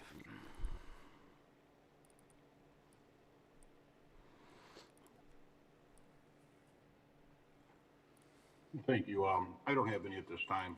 Thank you very much. Trustee Joseph. Thank you, Mr. Supervisor. Just circle back, I appreciate the debate tonight regarding the Phragmites, and I do take your comments, the comments regarding this being an issue perhaps for statewide entity and so forth. I realize that this problem is much bigger than Chesterfield Township, and I am actually very encouraged by the action we have taken to look at alternative methods. And I know that Kevin Johnson has taken this task very personally, and he came to us with all kinds of ideas, and I'm sure that they continue, and he continues personally to look at alternatives to spraying so that when we are in a position to control Phragmites in waterways, we can look to something other than spraying. The position I was hoping we could take tonight wasn't in essence anything I knew. We were not going to change statewide opinion or EGLE or any of the other things that I might accomplish by writing my legislator. I was looking at the $10,000 as a token of what Chesterfield believes is an appropriate Phragmite management, and it does not include spraying things that are clearly becoming increasingly more problematic. And that is not simply the feeling of some trial attorneys somewhere. That is the feeling of entire governments, and certainly Germany is not a group of trial lawyers who think that this is a good place to make some cash. There is real evidence to support the claim that this product is not good for humans, and it does things in waterways that I hope I'm wrong, but I fear that we may never recover. So the $10,000 no vote was simply a protest vote, if nothing else, which is simply to say no Chesterfield resources will go to this, and we will try to mitigate Phragmites as best we can in the non-chemical way. So, you know, again, I appreciate the debate. It was polite and it was diplomatic. The other issue that I was a little confused on was the last issue, which was not an action item. The debate and the discussion, I should say, the discussion regarding the Chesterfield Interceptor started with admonition that we were not going to get into any of the legal issues surrounding ownership. And it was a curious statement to me, because the last item that this board, or the previous board, the Chesterfield Township Board of Trustees, the last official item that we had on this was a letter that we sent to the county saying that we declined the offer. Then during the discussion, when I asked for Mr. Siebert to weigh in, he indicates that yes, that is true, but over the last 8 to 10 months, there have been negotiations between the county and the township. So when I say, okay, in a public forum, we're not going to discuss any legal issues because that, according to you, Mr. Supervisor, would be inappropriate, that we're going to stay away from legal issues, and I say, can we take those into closed session then? I get we need to be open and transparent. What's open and transparent about 8 to 10 months of discussion on a legal issue that we decided in closed session, causing enough movement that we've potentially reversed our position? We are now negotiating. I don't know who's the appointed negotiating, but it was the board action that said we're not taking the transfer of the pipe. So I don't know what's open and transparent about 8 to 10 months of conversation that I know nothing about, and I don't know if other board members were part of these negotiations or discussions, but it's, in my opinion, disingenuous at best to say in a magnanimous tone, we're going to do this in open and transparent ways, and until such time that we go into closed session and we have something happen, because we've modified our position, at least to the point that we've tasked our DPW superintendent and assistant superintendent with a very comprehensive presentation about why we should be fixing a pipe that last I heard we didn't own.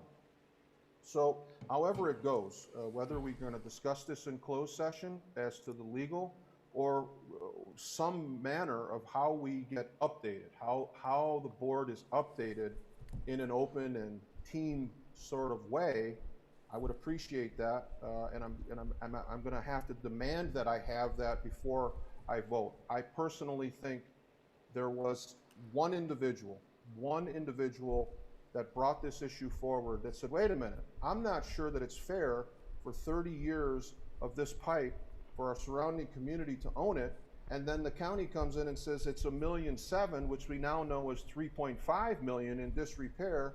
Here's your asset back. When the presentation was made, I asked, what makes it an asset? What makes a $3.5 million now disrepaired pipe an asset?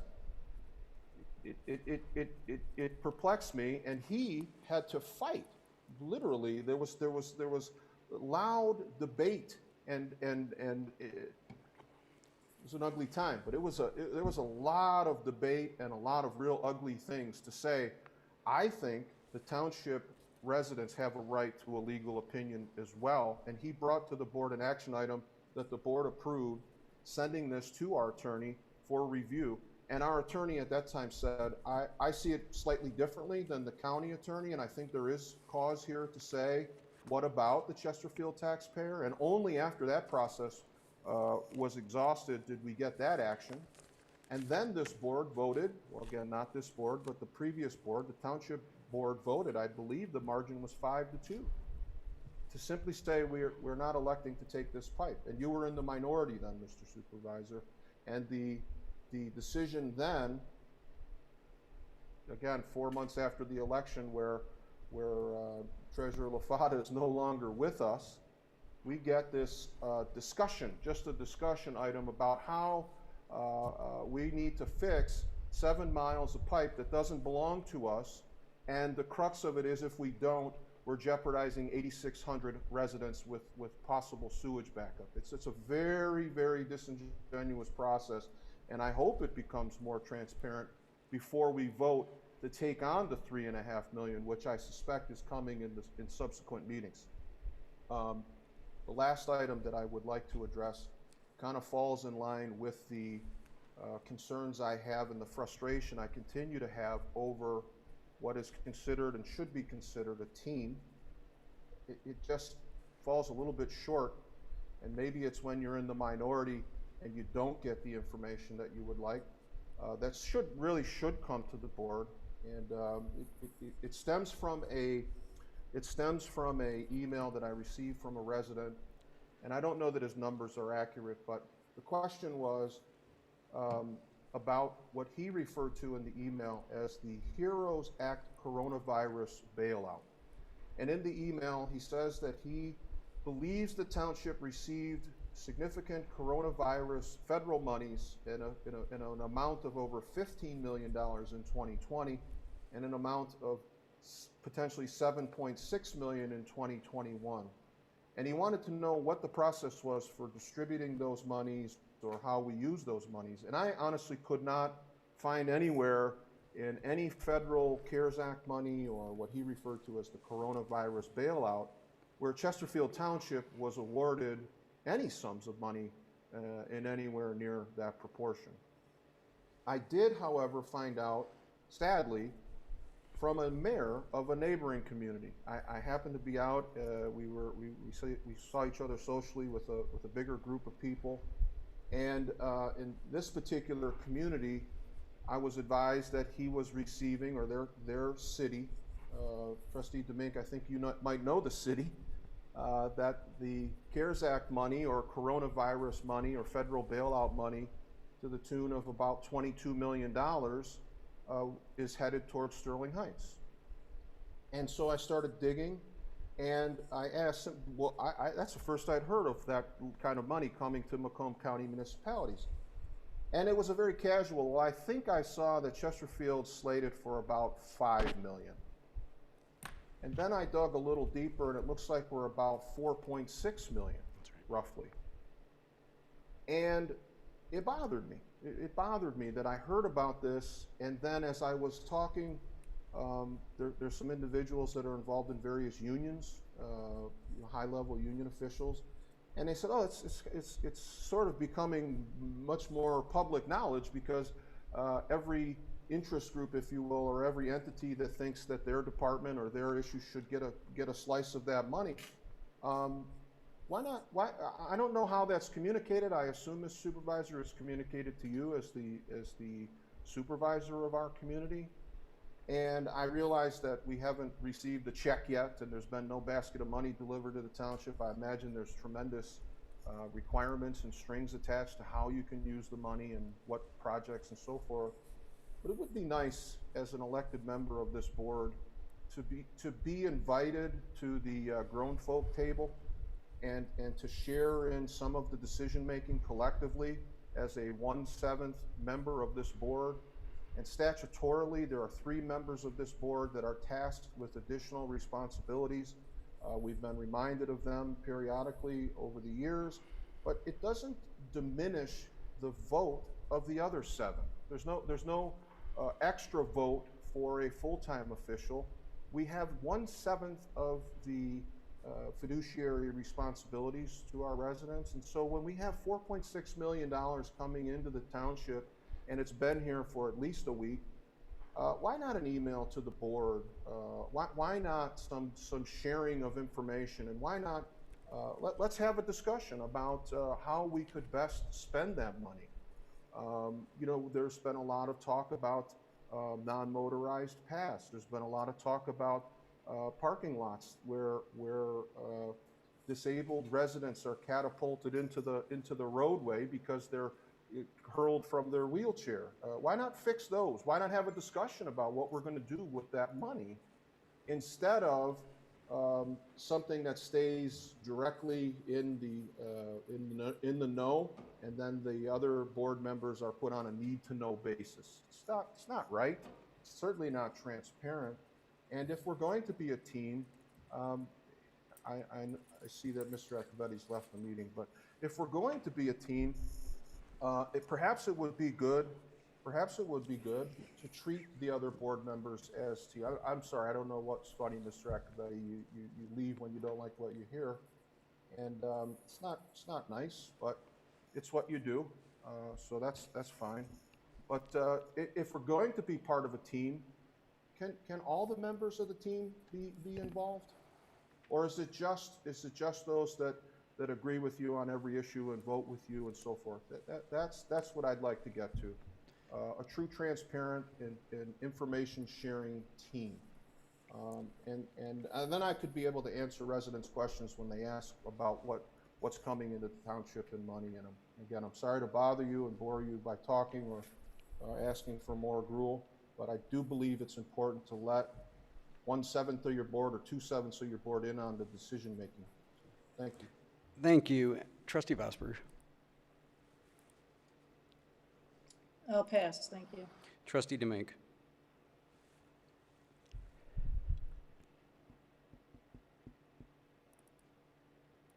Trustee Demink, you're muted. You're muted. You're muted.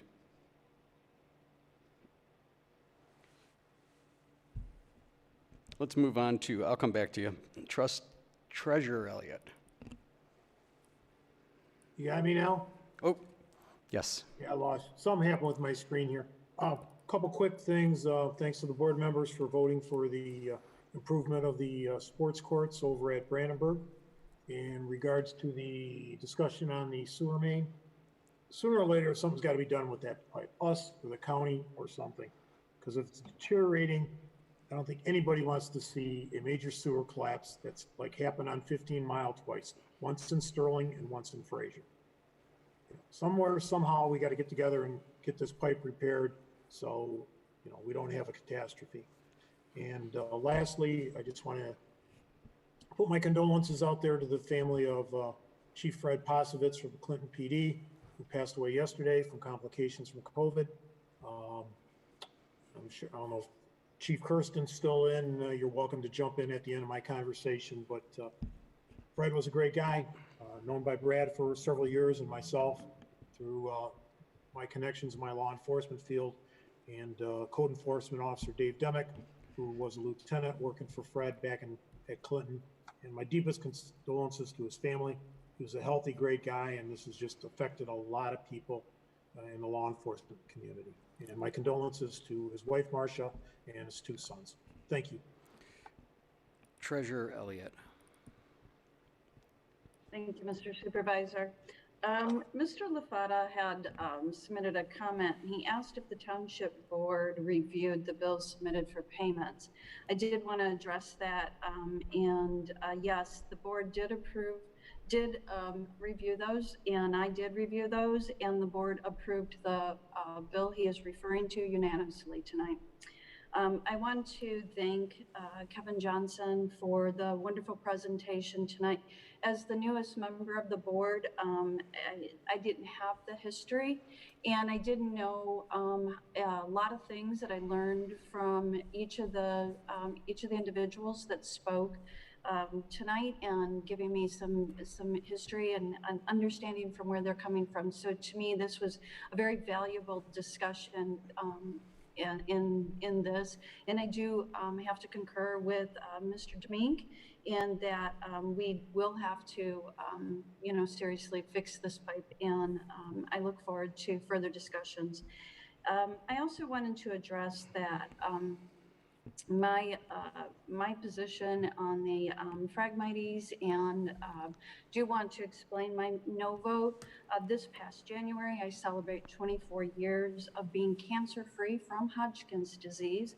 And so I have a very different perspective, maybe a little bit unique, and glad that it is unique.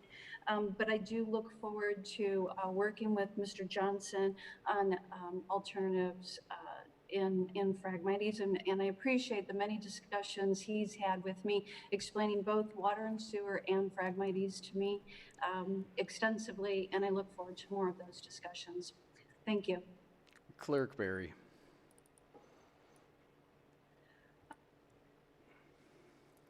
Thank you. Oh, no comments, is that correct, Clerk Barry? Correct, sir. No comments, no additional comments this evening. Thank you.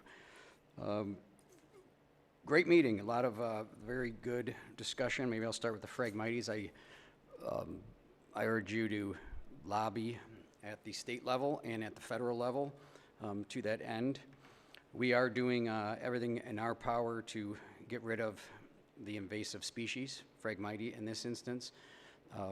Other ones could be knocking on the door that are more dangerous, Asian carp and whatnot, that we might eventually be participating in. A couple of Trustee Joseph's comments to follow up on. The sewer pipe. The sewer pipe was the legal discussion of this sewer request from Congresswoman, or from Commissioner Miller, was a request that spurred discussion. The Chesterfield Township Department of Public Works, the township supervisor, did not bring that item to the board. It was brought to the board for political reasons. It was brought for political purposes before it was even vetted, before it was even ready to come to the board. The change is simple. This is an Act 342 pipe. It is failing. It is getting worse. And Commissioner Miller will not allow that to happen under her watch. Sanitary sewer is there to protect the health and welfare of the residents and the environment. She won't put up with it, and I don't blame her. She will fix that pipe and bill us. That's the change that's been going on for the last year. This is going to happen. The question is that's going to be in front of us. Attorney Siebert laid out very, very clearly, do we want control? And there's a lot of conversations going on with all board members, all transparent, all open, but they're the ones that take the meetings. They're the ones that return my phone calls. They're the ones that, when they walk by my office, come on in here. They actually come in. They talk about every development, what we can save, what we can't, every water project, every capital improvement project. And you're going to sit there and say that I'm disingenuous? It's a bit ridiculous. You may be the only elected official who doesn't know that we know about the CARES Act that just passed. And you're going to try to put that on me? It's laughable. I will do my part, Trustee Joseph. I will, again, reach out for a meeting with yourself and Trustee Anderson. I'm hoping that you take me up on it.